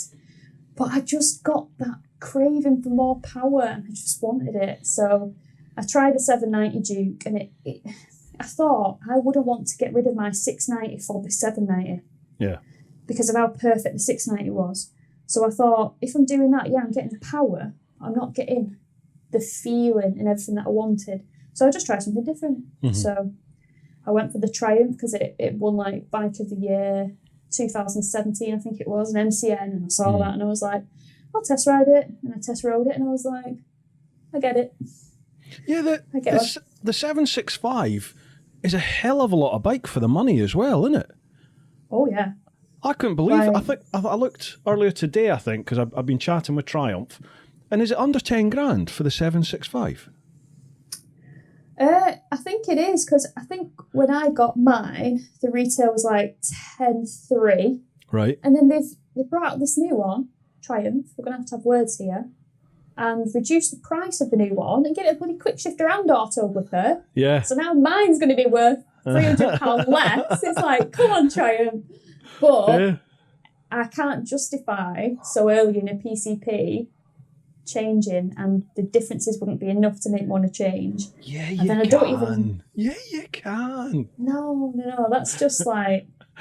shiny, new, shiny. I know. But to be fair, my Triumph's not done many miles, so that's still shiny new to me. Yeah. See, I mean, I am the worst person in the world to speak to about the logic of of selling and buying new bikes on finance because I was terrible. I was terrible with them. But I take the viewpoint that PCP, I'm just renting. I'm renting the bike. I'm renting the best bike I can possibly get for me for a fraction of the price it would cost to buy it. And I never think to myself it's dead money. It's just it lets me have that bike. Yeah. So like my mentality, obviously I sell bikes on finance. So my KTM Duke 690 was on HP. So at the end of it, I owned it. But what I did was when I sold it privately, rang Santander, paid off the minimal balance, and then got the money from the guy, and off he went, and that was fine. So then I had that money sat there burning a hole in my pocket. Not literally, because it was bank transfer, but I thought, you know what? I know that I'm going to want to change my bike frequently because I always want the newest, latest thing that's out because I'm a magpie. So I thought PCP, low deposit, low monthlies, and then I can just get something different. Yeah. Or if I really fall in love with it, I can pay off my final balance, which I'll save over them 3 years if I wanted to. Because PCP is all right if you don't get in the trap of going for the craziest thing that, you ended up putting quite a large deposit down and you'll never really get it back, unless you do buy the bike outright. So it is a way of people buying these Panigales and stuff like that. But for me, I'm really sensible with my money. I'm like a proper saver. So if I can't afford to buy that bike outright, I don't want to buy it. Do you know what I mean? Do you not? So I will finance it, but know that if the proverbial hit the fan, I'm in a position that it's not going to massively impact my life and get me lots of debt. No, that's the best way to be. But I am totally the other one. I'm the one looking at the Panigale going, oh, yeah. Yeah. £1 deposit and I can have that. Yeah, give me. Yeah. And I think that is what gets a lot of young people, Yeah. So a lot of people say, oh, PCP is the devil. And it's like, no, you've just not got to abuse it unless you're Bruce. My PCP is coming up to an end on the GS actually next January, February. That's my 3 years done. So yeah, I'm already What are you thinking? At the moment, I've got to admit, it's just the GS does everything, and that new 1250 engine. Shift cam. It's what the 1200 Boxer lacked. It's got a little bit more oomph there, but it's still refined. You can ride it. Pardon the expression. You can ride it like a total lady, and it's fine. It's no problems. It's relaxed. Or you can ride it like a tart as well, and just give it. So you can take it on track, and it handles really well. Whereas the KTM, I think the KTM and the Multistradas, the Ducati Multistrada, they're better bikes to ride passion-wise. They really stir the soul. They get the blood going. But I think the KTM's probably closest, for me, the KTM's closest to the GS in terms of being an everyday bike as well. A bike that I could ride down to southern Spain and then do a track day on it or take it off on a trail somewhere, But I would be more comfortable on the GS as opposed to the KTM. But when it came to spanking it in the mountains, the KTM's the one I'd want to be on. I get you. Yeah. But at the moment, it would be the 1250 GS, I think. HP, yeah. But we'll see. We'll see. Well, I know a girl that could do you a fantastic deal. Just saying. Yes, I'll give you a shout then, definitely. If that deals is free, awesome. Yeah, no problem. I will. Honestly, I will. I'll give you a shout and see what we can do. Super. Right, we're now over onto Instagram. Ooh. At TeapotOne Insta, if you've not done that. Your Instagram's username, Kate? Just username, Kate. Beautiful. There'll be links all down below, folks. If you're listening to the podcast, I don't know why I'm looking at the camera if I'm talking about listening to Conca. If you check out the show notes on the podcast, there'll be links to all Kate's social media there. And if you're on the YouTube, check out the description and there'll be links all there. So make sure you follow Kate. Right, straight over. We have Tybe93, TYB_93. Question for both of us. Are you okay for time, Kate? So we've been absolutely fine. I'm lovely. not working. I don't have to be up for work tomorrow. No, it's not going out later. No, none of that. No. Irrespective of cost, what would you be put in action? Oh, so what's that mean? What would you put in an action vlog camera to make it perfect? Okay, right. So irrespective what of features. Yeah, what would be a perfect action or vlog camera? That's a good question, actually. See, at the minute, I just work with what I've got. Mm-hmm. So I've got 2 GoPro sessions, the little square things. Yeah. What, the 5 or the 4? It was just called a session when I bought it. And then I think they redid the branding and put 5 on it. So okay. it might be the 4. I don't know. Yeah, probably is the 4. Thing. Yeah, these things. Yes, I've got one behind the helmet there, but I'm all wired up so I can't reach. Yeah, they're good little cameras. Really good cameras. Like, I love it. It's on a sunny day as well. Like, it's crystal clear. It's beautiful. Yeah. But the only thing that annoys me is you can't plug in an external mic. Yeah, you have to use these blooming adapter things, don't you? And I think there's issues with the 5, isn't there? Or the session? Don't know. Like, I just use them for, like, on track days, put them on the back, put them on the front. Yeah. I did have one whiz off at Anglesey. Oh. But it whizzed off on the main straight in front of everyone. So Mike just jumped over the wall, picked it off the grass and jumped back. So it was easy enough. But for vlogging, like, I'm terrible with setups. So the only real thing that I know is a chest cam with this microphone literally wrapped around it because it's so long. And then that's just how I vlog. Like, I am a setup far from perfection. It is a Bodget Barry job. Like, I'm not a pro, I just wing it. And then my vlogging camera that I've got is a Canon G7X Mark II. And I find it so frustrating. I actually hate it as a camera. Do you? Why is that? Why? It's always freezing. And this is like with memory cards that are barely full. And I don't know whether I just picked a dud one or something, but it's far out of its warranty now and I just don't like it. Don't get on with it. Where do you get your memory cards from? Trust me, Mike is like a researcher, memory card, SD card pro. So he's getting like all the SanDisk streams and he's looking at all these class things that you need. So we've got about 6 and they're all super like quality, SD cards.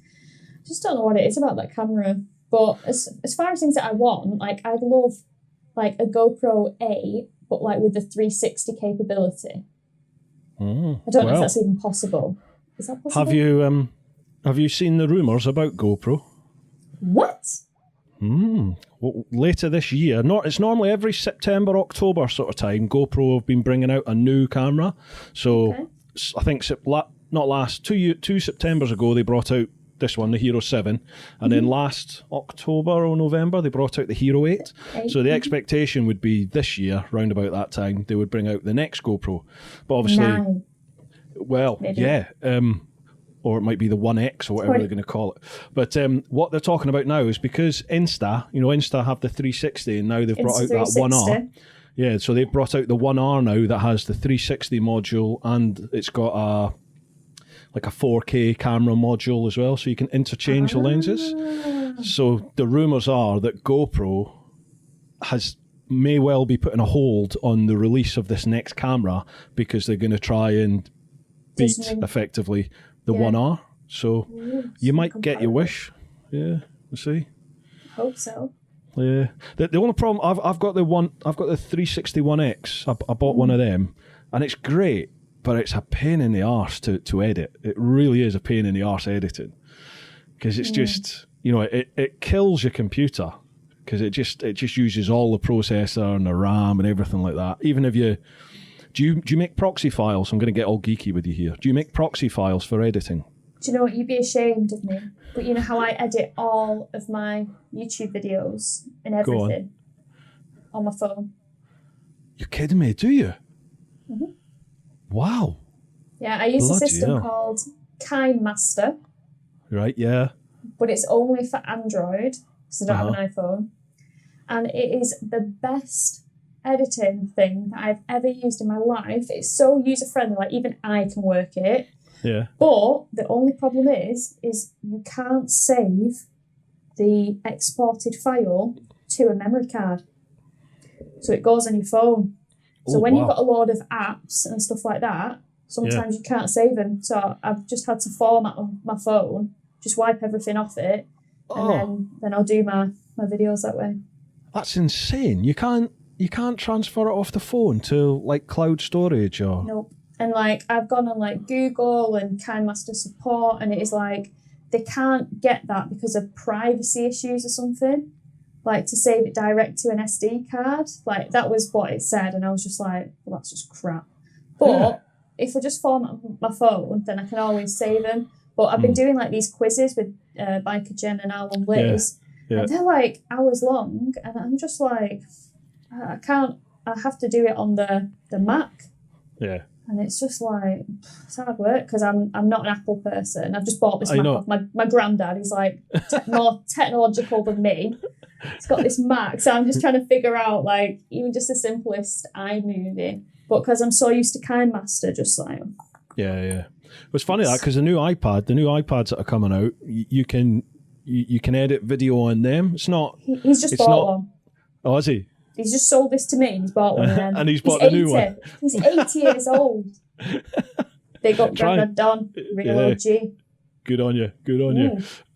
Well, wow, I can't believe you do it all on your phone because I'm a Mac man, but I use Final Cut.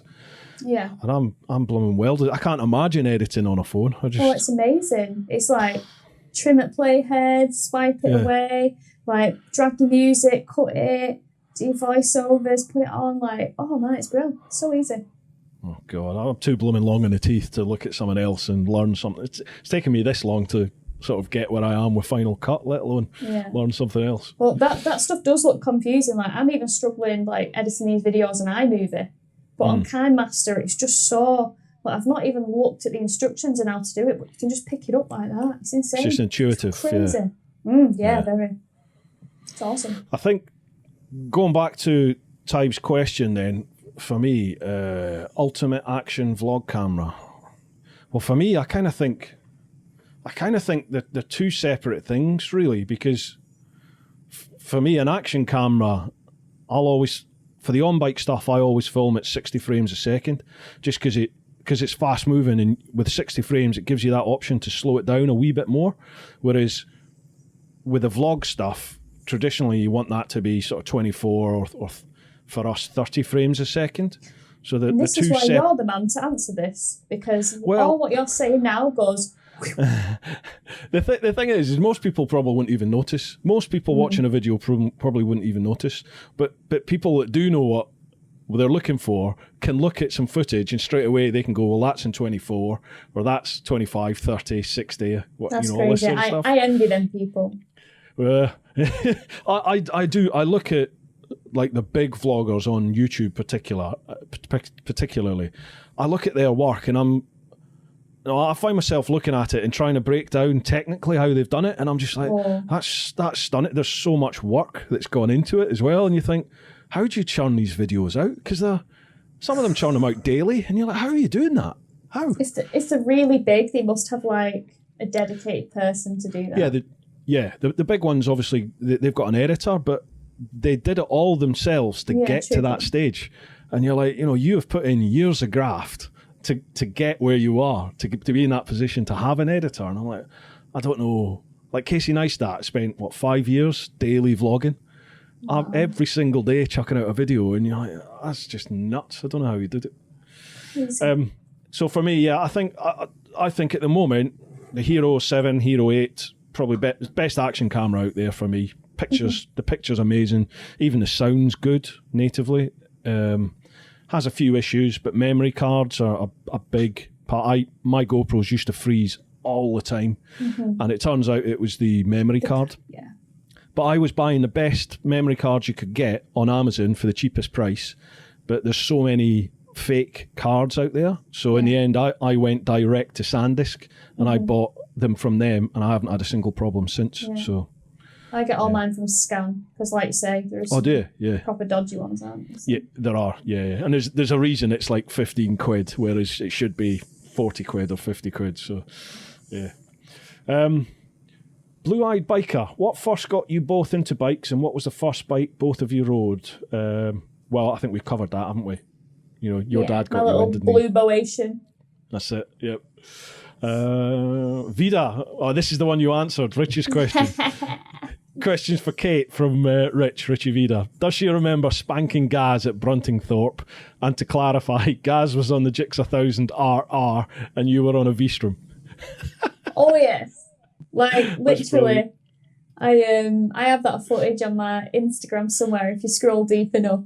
Yeah. But yeah, we got invited to a Suzuki day, like a launch day in 2018, and took Mike along with me. And there was just a lineup, an array of bikes that you could take out. You could take the Bergman 650 on the track. You could take the Jigsaw 1000R. You could take a V-Strom, Hayabusa, like anything. And we got out, and I'm on the V-Strom. I'm like, right, you're going to get a spanking now. Are you ready? So I'm like, literally just wound it on, like full chat. And I can see this Jigsaw in my sights. And I'm like, oh, I've got to dust this guy. So I'm literally just going, like literally giving it all it's got. And it just like swooped on past him. And then when I looked at the footage, I was like, at the end, I put an Instagram story. I was like, best part of the day, smoking a Jigsaw and a V-Strom. And then he came forward and he was like, that was me. Like Gaz. And I was like, oh, I'm sorry, mate. And he was like, no, it's fine. So thankfully, he took it in good humour. He's a top man, Gaz. Really nice. Yeah, it was a highlight. It was so funny.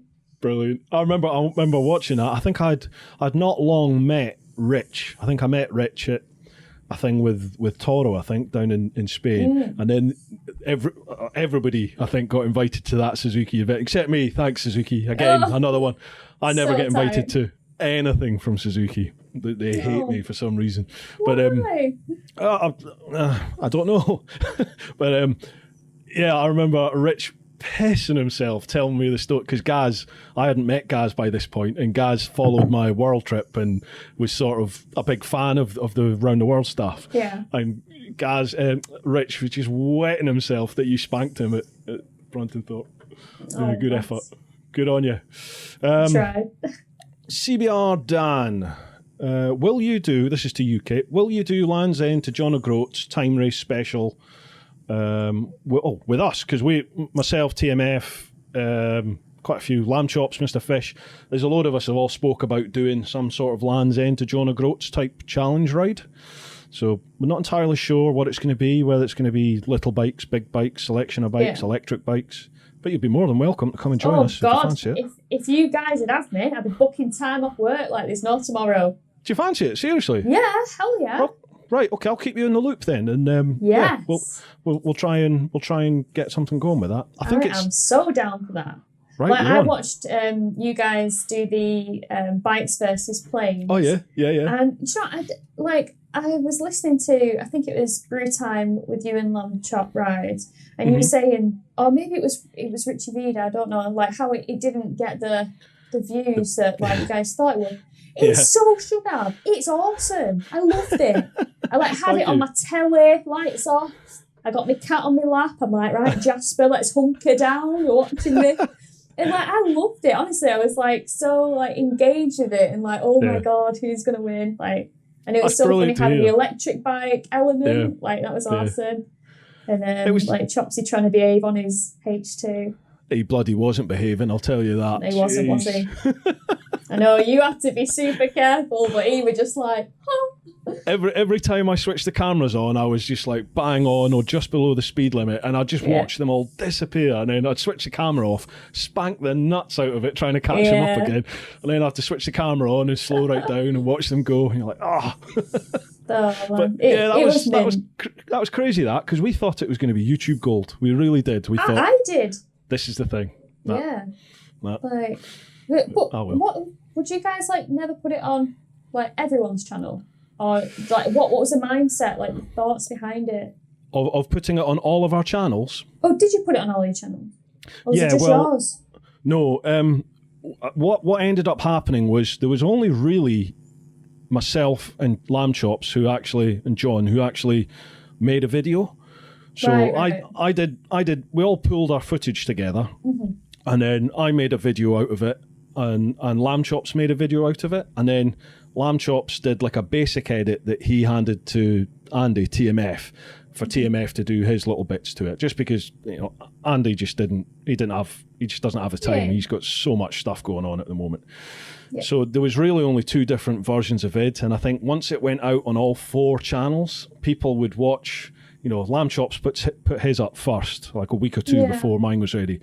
So people would watch that, and then like Rich or TMF put their video up, and people would watch the first minute or 2 and go, "Oh, it's the same video."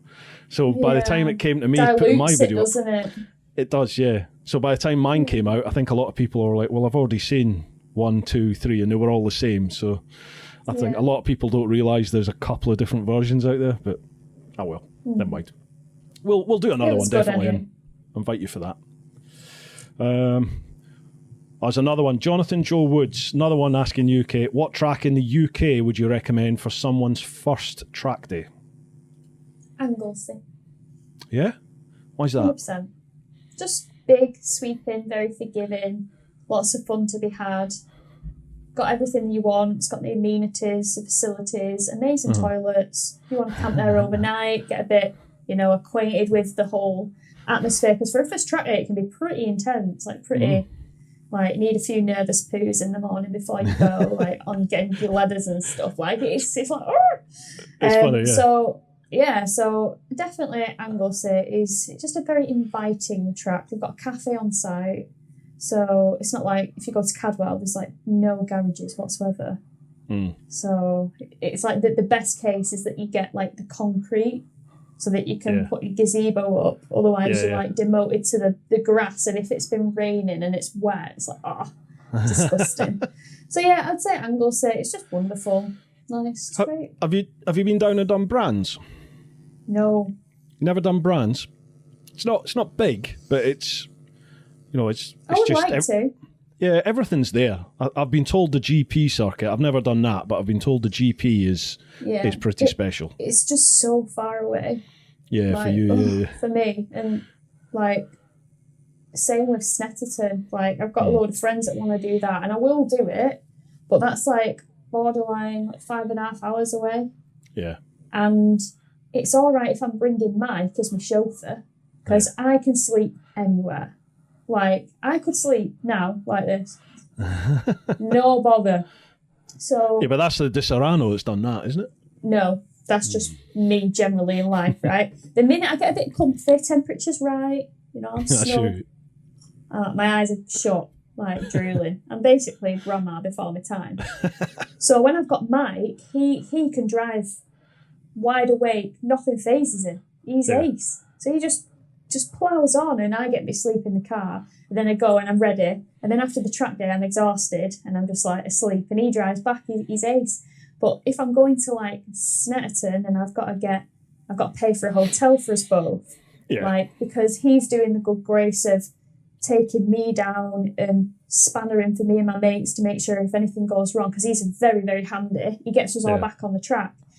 So because of that, I make sure that he doesn't have to pay for anything, like because he's by the booking time of work. So why should he have to pay to put fuel in his car? Why should he have to pay for his food? That's good on you. No. Yeah, brilliant. So I do that. So to then go all the way to Snetterton and then have a Cadwell situation, because it was similar like that, or, it'd be red flag or cancel for whatever. It's a lot of money as well as time to waste. So that's why I kind of like the more locally ones. Like Anglesey's like 2 hours from me. Alton's like 45 minutes away. Yeah. Mallory's not too far either. But yeah, Donington's about 2 hours 10 something. It's not too bad, but the long ones are like, better. Yeah, you're lucky up north because I mean it's not on your doorstep by any means, but yeah, we have from down here. Brands Hatch is 20 minutes for me, whereas everywhere else is even Snetterton. Really Snetterton is still 2.5, 3 hour ride each way, and then all the ones up north, nightmare. So yeah, I shouldn't complain too bad. We've got it all right. Good tracks. Sweb 46 question for Kate. Okay. again, we've kind of covered this. What's it like working in bike sales, considering it's predominantly male-dominated? And when are you and Biker Jen doing another video, as they are so funny? Oh, bless him. So, me and Jen and Liz were all hoping to do another quizzing team video soon. I'll just go to that one. And then the question before it, just say it again, because they're all quite similar but different, aren't they? They are, yeah. What's it like working in bike sales, considering it's a male-dominated industry? Working in it depends entirely on the people that you work with. Like, as silly as that sounds. So, like, where I am at Williams, everyone is ace. It's very professional. I'm just treated the exact same as all the guys. And I love that. But working, and not necessarily in sales, but just in the bike industry in the past, like, you do come up against challenges.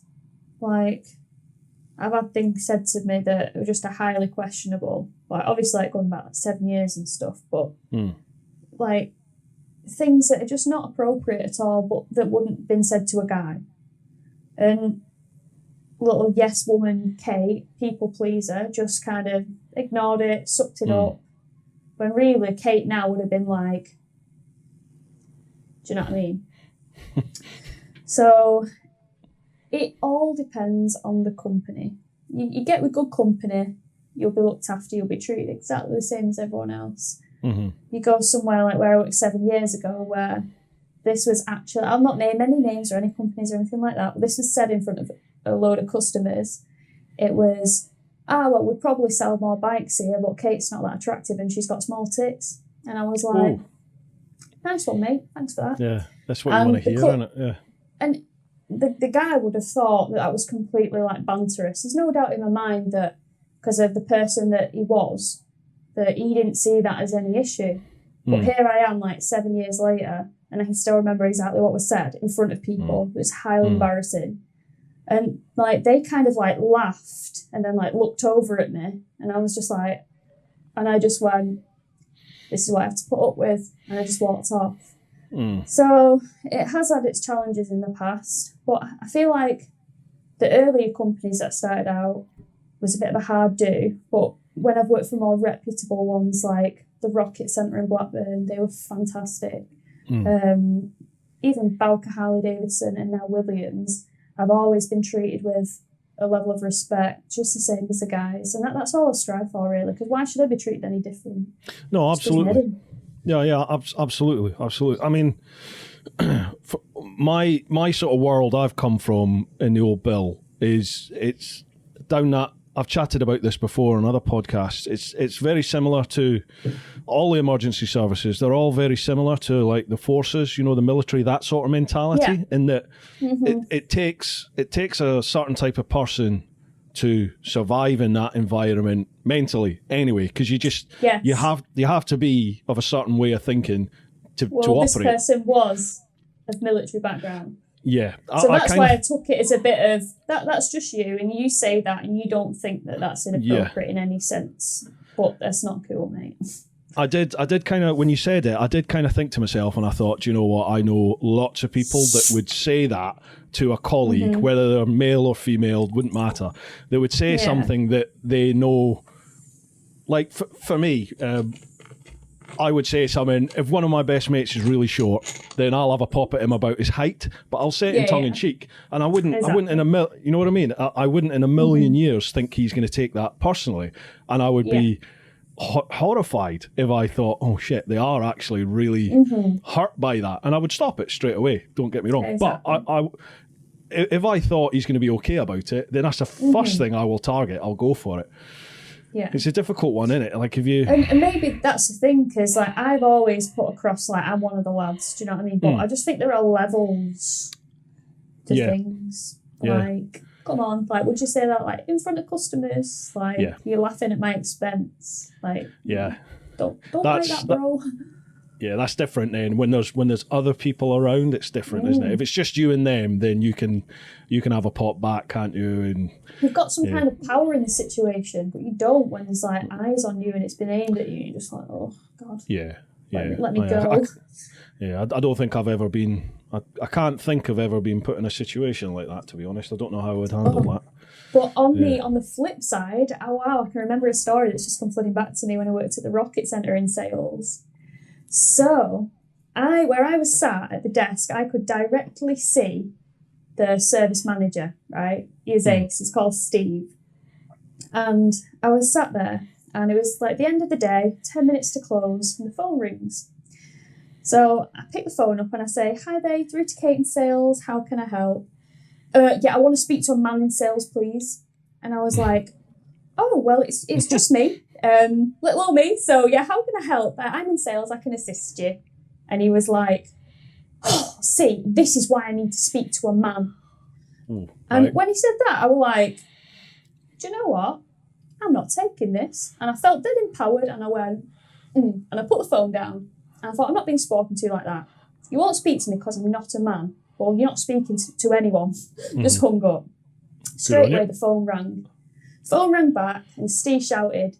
Because I was in the process of explaining to him what had just been said to me. So he answered it, and he went, "Oh, right. Oh, you just spoke to a girl called Kate?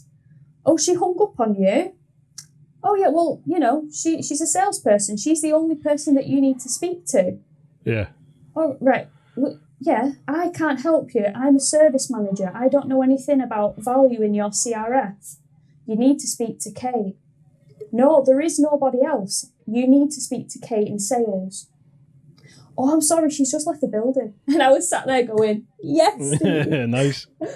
And he was like, "Yeah, you're going to have to ring back tomorrow," and put the phone down. I was like, "Thank you." Good man. Like, fancy that. Like, how rude. I can value a bike just as good as anyone else. We all work off the same thing. Not rocket science. The public can be awesome at times, can't they? I don't miss that aspect of having to deal with all manners of the public like that. Yeah. But you know what? For the bad ones, I get some proper awesome people like Rob Scott that, put the question. He was an absolute joy to deal with from start to finish. And it's people like that make you just love your job, make it all worthwhile, and like why you do it. Yep. So you can forgive the morons for the sake of the good uns. That's what I've loved about this whole this whole sort of YouTube life. Really, is that the vast you do get arseholes in the comments. You must get it in the comments. You get utter mong, don't you? But the vast majority of people who either leave comments or come and meet me at shows or come on trips and ride outs and all that, they're just brilliant, salt of the earth, lovely people, and it sort of reaffirms your faith in folk, doesn't it? Yeah, definitely does. Yeah. Right, enough of that soft stuff. Right, Dave, cars and bikes. Ask Kate if she thinks electric bikes are worth having and what current model she would like. Oh, yeah, I definitely think they're worth having. Would I have one as a main bike solely at the moment? No. Would I have one if I was commuting in a city as like a second bike? Yes. Could I afford one at this moment in time as a second bike, new or used? No. Because we need some rich pioneers out there to be the ones to propel the movement forward and invest in it, so money can be invested in the whole industry. Absolutely. And make it what it can be but isn't. I've ridden electric bikes. They are fun. They're just a different sensation, but you can still have fun on them. And I think if I was to have one, I would quite like a Zero SRF. Gotcha. Because I really enjoyed riding that. I called it like the electric Super Duke because that's the vibes I got from it, especially with the Beast as a mode. That's it. So, they're insane, definitely. Aren't they? They're crazy. The new Energicas. Yeah, the new Energicas that are coming out. One of them's got over. I think the SS9 has 200 Newton meters, and I think the Ego has 210. Yeah, so I rolled the SS9 like directly back to back with the SRF. And for some reason, I didn't like the weight distribution of the Energica. I, for some reason, and I asked Mike because we swapped, I said, "Do you notice that?" And he was like, "I don't know what you're on about." So maybe it was just me, but I just felt like the weight was really low and at the front. Yeah. Like, and I just didn't like it, like, compared to the Zero. But I think the Energica had some mad fast charging, like, capability, which 20, I was 20 like... minutes. 20 minutes, yeah. And I was like, wow, that is something special, so... Yeah, I took the Energica out for a spanking round the local roads, because with the Zeros, I'd only ever ridden them in and out of work, which on my commute, which was like, it's 20 miles of it is on motorway, 20 miles is right in central London. Yeah. But I'd never taken them for like a proper hooligan ride. So with the Energica, I thought, right, I'll take that out on the back lanes and just see what it's like. And I thought I'll run it dry and then see what it's like trying to find somewhere to charge it up. Yeah. And as it was, I was in the middle of nowhere and I found one of these fast charging places. Wow. And it was like 24 minutes to give a full recharge. And I was back on the road. And it was nuts. It's funny what you said about the Energica with the SS9, because I found that it felt heavier lower down than the Zero, but I preferred that. I think because I'm such a big fat lump, I felt more like a lower scent. Yeah, planted on the Energica, whereas in the Zero I felt more top heavy. So I preferred the Energica, to be honest. I think maybe because I'm like an 8-stone girl, I found it almost a bit like it wanted to control me, because I've not got the strength as much, and like it's weird because it weren't terrible, but I just preferred the feeling of the Zero. But it just goes to show, isn't it, different like body types and stuff that suit better to different things. So that's why when people say to me, they're like, "Oh, would you recommend this bike for me?" It's like, mate, I'm an 8-stone 5'4" girl. You're like a 6-foot guy who's built like a brick house. Like, what do you want from me? Like, you need to ride it yourself. I can't give you the answers. Because my experience will be completely different to yours. Yeah. Do you get asked about tyres? I get asked about tyres all the time. It's like, what do you think's what's the best tyre for this sort of bike? And I'm like, nowadays, tyres are all much of a muchness. It's a personal thing. Yeah. Do you know, I'll ride a tyre. Go on. Yeah, some people have brand preferences and stuff like that. Yeah, like, absolutely. For me, as sad as it sounds, I love Metzeler. Why? Is there any, is it to do with the tech spec of the tyre and the components of the materials that it's made of? No, it's because my dad went to the elephant treffen in Germany in 19 whatever and came back with a little blue elephant, and it sat next to my bedside, and I absolutely love that damn elephant, that Metzeler elephant. So I like Metzeler. It can be something as simple as that. Do you know what I mean? Yeah. But all tyres are pretty decent nowadays, so it's just what you like, innit? Just give it a go. If you like it, you like it. If you don't, don't. Yeah. Some are faster turning, some are slower, some move more in the road, others don't, and it all depends what you like. It all depends how you ride, because if you're aggressive, you're going to get the heat in. If you're not, you might want something that's a bit softer so it's grippier if you're not going to be getting the heat in it all the time, So there's so many different variants. Oh, you tour in all weathers, you're going to want something like a Road 5 or an M7RR or something that can handle the wet as well as the dry. But there's so many different variants and things. It's just about trying and seeing what you like. Definitely. And if you don't like it, you get something else. Absolutely. Right, next one. Dazron13. I think the question about if you were to go and meet aliens and could only take one bike in person with you, what and who would it be? Oh. Right, so if you've got to go and meet aliens, if you had to go and meet an alien, and you could only... And you I can was only like, take... sorry at the question. It's weird. God, some of the questions we've had have been proper far out, I tell you. If you could go and meet an alien and you could only take one person and one bike with you, what would it be? Right, well, I'd take an electric bike because I could charge it on the spaceship when I arrived there from in space. Logic. Yeah. And I'd take someone like Captain Marvel with me, because if the aliens are hostile, it's just going to whoop its ass and then I can come home.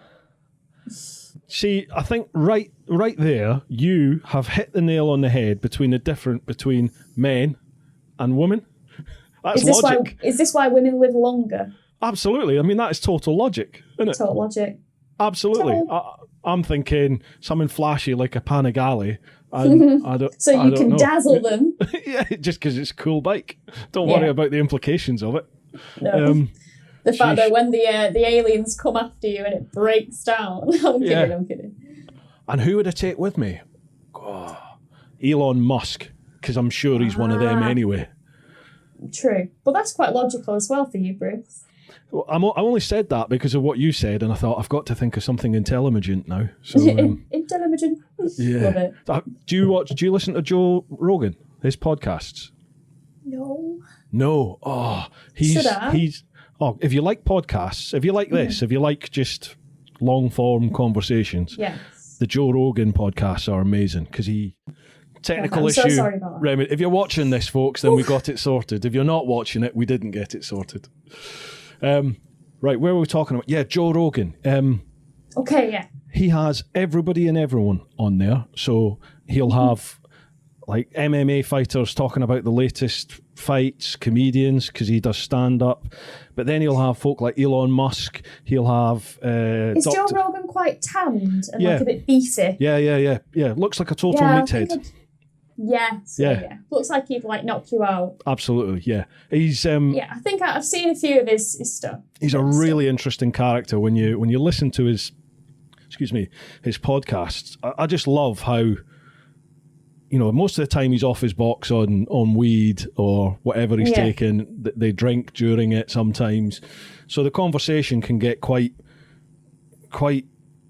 deep, very deep at times. Because sometimes, it's awesome. It's just like, what do they call it? The rabbit warren. We've gone right into the rabbit warren when they start going, like when they start talking about space. Rabbit hole. Sorry, not rabbit warren. No, I watch a guy called I'll listen to podcasts and stuff. Sean Atwood, he's amazing as well. I've never listened to them. Yeah, he does like true crime, but it relates to like the relevant world and things that are going on now. And he interviews like ex-police and stuff and like Prince Andrew's prison guard and stuff, and it gets all spicy. It's so cool, honestly. You should check him out. I love it. The podcast just, it was listening to Rogan that got me into this. I just thought, I fancy that. Just having a conversation with people. Yeah, it's good. Cool. Right, so we've done the alien one. Not got too many left here. Paul the guitarist. My question is, how would you evaluate the state of the motorcycle industry? Oh, we've already covered this. With regards to women riders, what would you say are the positives and negatives currently, and what would you like to see changed in that regard? Positive and negative at the moment for female riders. You must get sick of chatting about all this sort of stuff, do you? Do you know what? I like it because we're talking about it and it's important, really. And if it takes me, with my female anatomy, to come on and spark some kind of conversation about it, I'm all for it. Do you know what I mean? But yeah, like, it's so difficult. Like, you can go on and on and on, and I can drone on for days about it, but is this within society or the industry? Like, he's got within the industry. Questions. Yeah, he's got within the industry on this. So what, like, pros of women in the industry of bikes? Yeah, what do you evaluate the state of the motorcycle industry with regards to women riders? What do you say are the positives and negatives currently, and what would you like to see changed?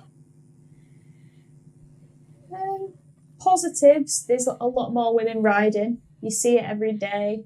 You see us more on the roads. You see us more on Instagram. You see us more on Facebook. We've got our own groups going on for, women that don't necessarily feel comfortable, on some like lads ones, because as much as you get people like you and Chopsy and that, you do get a load of like Neanderthal crude people that, stuff like that. So it's the pros are we're showing our head more. We're emerging. We're communicating with each other and empowering each other, and that's a positive. Negative is just unfortunately the way society is and has been, has held us back a bit, but we're getting there. We've got more people on like Instagram. Like, there's a few like really amazing role models out there, like, sort of just the women that are out there bossing it and doing it, grasping life by the hands, and there's more. Like, you see it now. You didn't see it once, but you see it now, and it's good. Negatives. don't know really. Just it's tricky, isn't it? It's tricky.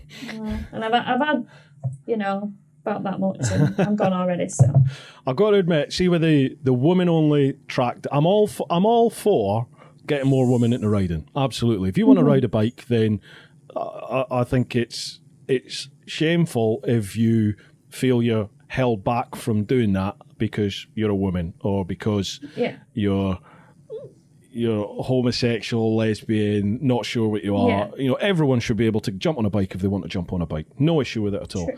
I've got to admit, women-only track days really do get my goat, because first time I went to a track day, and even now when I turn up at a track day... You'd have fit in on one of them. Well, no, but I'm shitting it when I turn up at a track day. And and the geezers and even now the women that are strutting around the place because they know how to ride a bike, I feel intimidated. But do you know what they should call them, right? Because women only track days can be a bit patronising. I get that there are girls out there that feel more comfortable doing it with some other girls, but have it as a learning, like first taste of a track day experience. Novice day. Don't label it. Yeah, novice day, perfect. And then you've got the guys that have never done a track day before that feel less intimidated because they're not being thrown into a no limits track day or an MSB or whatever it is, whoever your provider is, full of all this testosterone and egos, and I can get my elbow down. Because that is oh my God, I am bricking it. But if there's a novice day, why has it got to just be called the women's day? Because the inference there is that it's because they're slow, because they can't keep up or keep alive, because the concentration span, the little women brain. You're too timid to mix it with other people, and that gets me. Yeah. Be brave. Yeah. Don't be scared. No, just have it novice, and then everyone that's nervous can be nervous together, and they can talk, and there's no segregation there. Sometimes. I think it's almost what's the word? There's it's positive reinforcement, but it's not trying to be sexist, but in a way it's sexist. Do you know what I mean? Because they're trying to give women more opportunity to do it, but it's also segregating at the same time. Positive discrimination. That's the one. I knew it was positive. The police is full of it. Of it now, and it does stir resentment. It stirs resentment for the blokes when, in the old Bill in particular, when you don't get the promotion because it's gone to a woman. Yes. A woman applied who ticks a box. Absolutely, yeah. Or the black geezer, or the the homosexual one-legged short person gets it, and you're just like. Can I not just go where the best you're going wrong. You should have just gone in and said, I identify as a turnip. People do. And then you would just be like, you know what, mate, it's yours. I know people in my old job that used to tick the homosexual box, and they weren't, but they would tick it because it gets them through to that next stage. And you're like, what a ridiculous state of affairs to be in. It's sad that it matters. I know. Why? What does it matter? I know. Because it's they're almost... That gets me, because... you're trying to make things equal, but you're not making things equal. The very nature of having to say, well, it's going to be a woman-only day, or, you have to be this sex or that sexual persuasion to apply for this. It's counterintuitive. Of course it is. Yeah, it's got the best intentions, but it doesn't work. But then it's an ideal world, isn't it? And it's not an ideal world out there at all. So I understand why all this has to happen, but... It's oh, come on, can we not all just get along? Very true. But things like you were saying, having a novice day, it would be things like, having people like yourself who can ride a bike, having you turn up as a semi-instructor stroke tutor for that day, I think that would be a great thing. Because you don't need to be like a race standard. You just need to be somebody that can ride a bike, don't you? And that can hold a line. Absolutely, yeah. Come out, follow you for a few lines and learn what line you need to take. And it's this isn't sponsored in the slightest, just so you know. But just getting it out there. Jamie Whitton track days, I find absolutely phenomenal. So. I'm writing an article at the moment for my website, which is basically a guide to like novices, first track days, if you will. All right, yeah. And I'm doing a breakdown, and it's all based off my own experience of like what providers you can pick, what your options are about what bike you take, what your track options are, what the pros and cons of certain track day providers are, like Ron Haslam, Jamie Whittam, No Limit, stuff like that. And it's a bit of a breakdown, so I do need to pull my finger out, get cracking with that.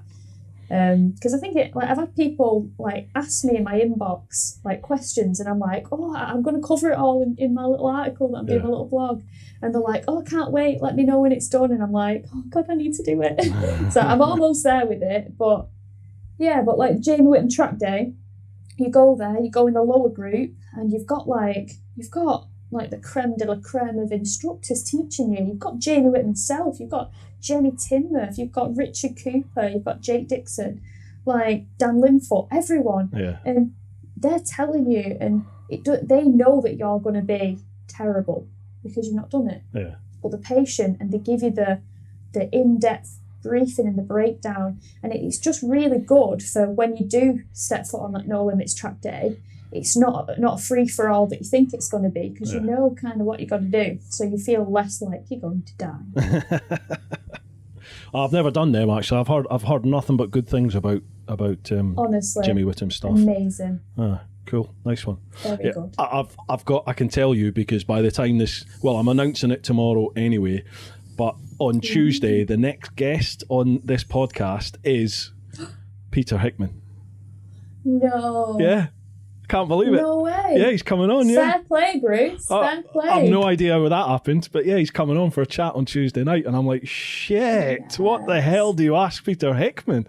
So, oh my God. Yeah, so I'll be post up tomorrow for that. So, can't wait for that one. You need to get the clan working on overdrive and questions. Absolutely. Yeah, they tend to be quite good. They'll come up with some corkers, I'm sure. Hopefully, yeah. How have you found it? Have you enjoyed it? Loved it, but I can just like talk the back legs off a donkey anyway. Good. So the fact that I can do it like with a like-minded biker is me. So yeah. Are you all right Are you okay for time? Because this is like over 2 hours now. We've been gassing. Absolutely fine. You sure? I'm just more concerned about your viewers with me droning on. Don't worry about that. No worries. I'm sure they're enjoying it. But do you know what I'm finding in lockdown? I'm loving listening to the long things. Yeah. Because I'll be doing my kitchen and I'll be scrolling. Oh God, so stereotypical. I'll be doing my cleaning and I've got it on in background and I'm just listening to it. Yeah. And I'm just loving it. Yeah. I've done it with all your Bru Time so far. Oh, awesome. Thank you. Been really good, yeah. That's why I was like, I've got to get on. That's what I like about like the podcasts are so they're the polar opposite of what my normal stuff on YouTube is, because on YouTube you're constantly trying to get the length of your content down and down and down, because people just don't have an attention span. Yeah. So like my stuff used to be 40-45 minutes, whereas now I'm trying to get it 15 to 20 minutes if I can. Yeah. Whereas with this, you can have these at like 2.5-3 hours long, and those that want to listen will listen. So exactly. Yeah. Like we've been doing it like with this quizzing team, where we've been quizzing, like me, Biker Jen and now and Liz have been quizzing each other. And it's been going on for like, an hour and a half or something. But it doesn't get many views, but it's got like a die-hard like group of people, and they're like, when's the next one? We love it. It's so funny. And that kind of makes us want to just keep doing it. Yeah, so. Absolutely, yeah. Yeah. It's good. I've chatted about this on quite a few of the other podcasts, is that the trip videos, so most of my vids are all trip stuff, because I'm always away with my tour company and all that malarkey. But they are the most work to produce. They take days to produce those videos, but they don't get many views at all. Whereas you chuck up a review of a bike, which can take you a couple of hours to edit, and they'll get tens of thousands of views, sometimes more.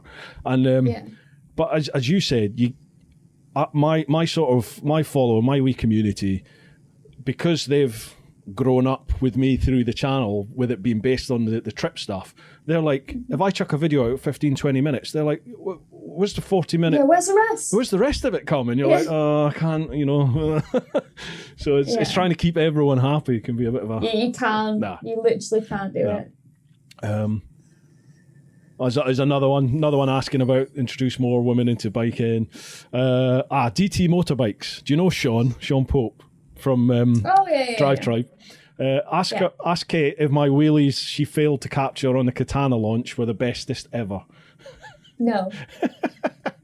No. They were semi-decent, Sean, I'll give you that. But I didn't film it because I was pinned trying to catch him and I had a chest mount on, so all I recorded was Tang. No, seriously? So I didn't get his insane wheelies and skids and all that good stuff. He's a maniac, isn't he? He is. So my bad, Sean. I'm really sorry about that. I did the Energica SS9 and Ego launch with him out in Italy, and we've gone away and we had this briefing, because it was being filmed for their corporate bollocks all about Moto E. They were like, no wheelies, no hooligans, no misbehaving. Yeah, so they've got drones up and everything filming us as we're out playing in the mountains, and we had to do like ride bys for this camera crew. So we've got to the end and gone to do a U-E to come back the other way. And I'm behind Sean, and he just stopped and then just did this massive burnout, just covered, like rolling burnout. Yeah, covered me in burning rubber, and then we had to go by the cameras, and I'm covered head to foot in black sticking rubber. He's a good boy. Yeah, good lad. He fell over pissed in the shower that night, burst his knee. Never mind. Doesn't surprise me. No, he's all right. He's a nice lad, isn't he? Yeah. Right, Lawyer in Leathers. Question for us both. Question number 1. Would you rather A, ride a bike with no front brake, or B, ride a bike with no back brake? Ride a bike with no back brake. Yeah, it's got to be, innit? Because when I first started riding, I crashed my SV big style at 18, like ripped that in half. Weren't my fault, got pulled out on. Then I bought myself an XJ6, a Yamaha. And I did not use my back brakes for the 4-year finance that I had on it, to the point where my pads still look brand new. What, the original pads? Yeah. And I got with Mike and he was like, what are you doing, Kate? You need to start using your back brake. Because he's an off-road lad, he's all about the back brake. Yeah. So I introduced that. But then when I started doing track days, I was locking up a bit. And Mike was like, why are you locking up? And I'm like, he's like, are you using your back brake? I'm like, yeah, because you told me to use my back brake. He's like, not on track. Use your front. I'm like, oh my God. Can't cope with this. I couldn't win, honestly. My brain exploded. But yeah, so I would like to live without the back brake because the front one is definitely more important for stopping power. Yeah, absolutely. Yeah, same. I only use the back brake for slow speed stuff, to be honest with you. Exactly. I don't use it that often. So you don't slam on and drop it. Yeah, exactly. Spend that back brake. Question number 2 from Lawyer in Leathers. Would you rather ride A, a cruiser bike with extended forks and monkey bars, or B, a sports bike with an extended swing arm? Oh. Do you know what? I'm out riding with Lawyer in Leathers tomorrow. Oh, yeah? She's the girl I'm going out with, yeah. She's got her own YouTube channel. Yeah, I know her, yeah. I'd probably say a bike with an extended swing arm, purely because I've ridden Harleys with the big apes. Yeah. And because I've got little arms, when I turn them on full lock, I can't pull my clutch in. I'm like little T-Rex arms can't handle it. So it'd have to be the sports bike with an extended swing arm, and then I'd take it to somewhere like Elvington and try it. Just rag 200 it on a booster or something. Yeah. I've never ridden the old monkey bars. I've never done that, so I'd like to try that, see what it's like. But I've got to admit, none of them float my boat. Yeah. No. If I'm trying to break a record and do 200, then I'd go for that. So like a turbo booster. I've just seen who this next one's from. This is my mate Mark. Fulcher Mark. Question for Kate. You claim to be an excellent tea maker. Milk first or second? Second. So you've got to put the bag in. Then you've got to put the water in. Then you've got to squeeze the bag a little bit. What? And then you let it stew a bit. Say that again. Well, then you basically got to let it stew a little bit. and then you put your milk in. And you know what? And my preferred brand, was that a question as well? It said, next one, loose tea or bagged? And what's your brand? Oh, bagged. And the brand, personally, is PG Tips. And I know people are going to be like, oh, that's a basic-ass brand. But what makes me such a good tea maker, right, I'm letting you into a tip here, is you've got to qualify your drinker exceptionally well. You've got to ask them the colour they want it. Do they want the bag stewing? How much sugar do they take? Do they want it heat? Do they want it level? You get it perfect. You get a reputation as an excellent tea maker, and that is what I have. I don't make the rules. Do you want a cup of tea or not? That's it. That's all you get with me. And you know what? I bet people don't ask you to make brews again for them. They do. Oh, because I get it all the time. Oh, that brew was amazing. And it's like, oh, you're going to want another one in 20 minutes' time. Great. I've made a rod for my own back. Okay, so all I've got from that is you like the tip, you like it bagged, and you've got to squeeze the bag. Squeeze the bag. Qualify your brew drinker. You heard it here first. Right. Finesse them. Finesse the brew. And then you will get the reputation that I hold.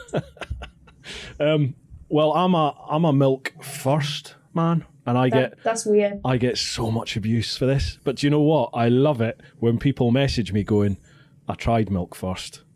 It's better." And I told you. Really? I told you. Maybe I should try it, but I am lactose intolerant, so I have to have soy milk. Yeah. So maybe I'll try soy milk first and then the water. See, like, my missus and most of the people I know like builder's tea. They like really strong tea. So it's just a dribble of milk, just a tiny dribble of milk, then tea bag, milk, whack it in there, let it stew for a while, squeeze the life out the bag, job done. I like the colour of my brew, like my skin after a good holiday. Right. Oh, nice tan. Nice tan colour. Yeah, but you're northern. A tan is probably like white, is it? It's one shade above Scottish. No, to be fair, I can't stand like proper milky tea. Oh no, I hate that. Ugh. It's just it coats your tongue. It's horrible. I hate that. Ugh. Oh, it's just wrong. Yeah, absolutely. I think you already replied to Fulch. Yeah. Fulch. Yeah, I think you did. Yeah, you replied. You replied on Instagram. Sorry. Okay, right. Roddy the Rider. He's asked, in one sentence, can you tell us who you are and what you do? In one sentence. Wow. Not really. I'm username Kate, Instagrammer, blogger, blagger, YouTuber. Just me that rides bikes and films it occasionally. Job done.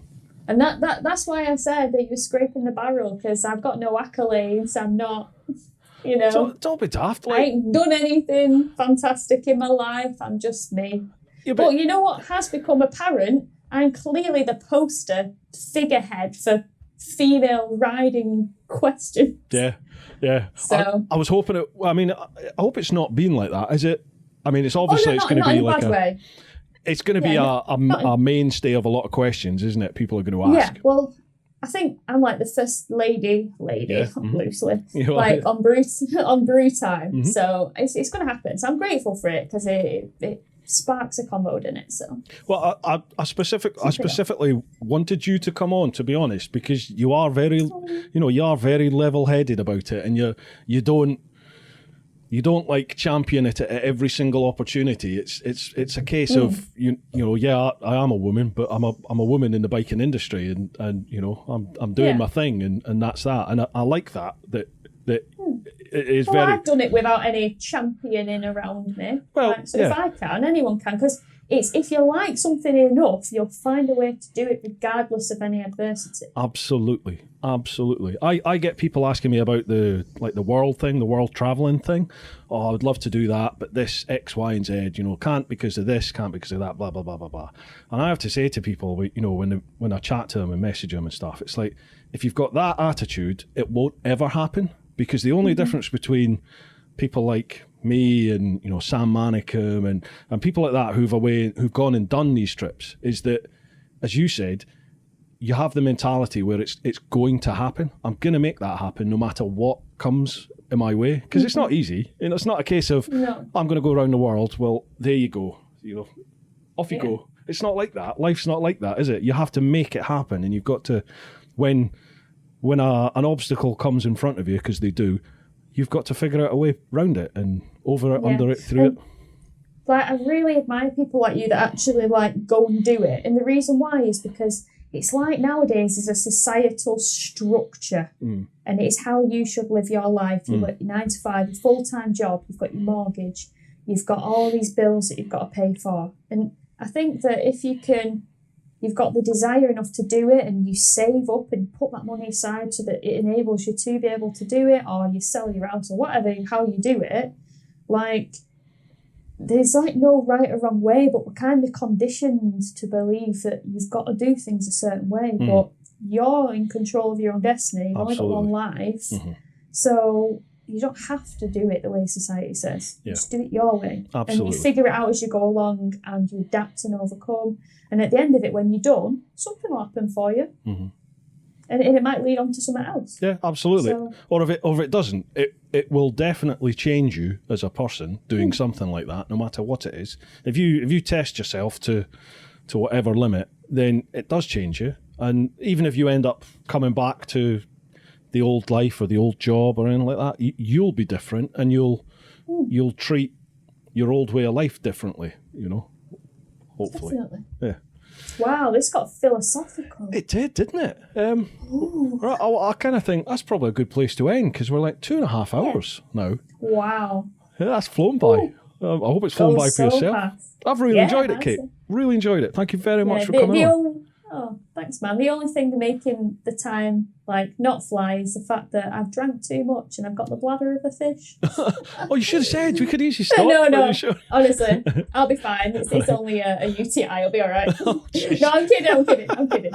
But no, thank you so much for having me. Like, my pleasure. It means a lot that you even like said like, yeah, come on. And I was like, oh, awesome. Don't be that, honestly. And if we get to sort something out for, even if it's not a Land's End to John O'Groats, but it'd be great to have you involved in something, and I'll keep in touch. I'll let you know when we're doing something else. All right. Amazing. Awesome. Well, you look after yourself, and yeah, you too. I hope it's not too much of a shock to the system when you get back to work. Oh, fingers crossed I survive.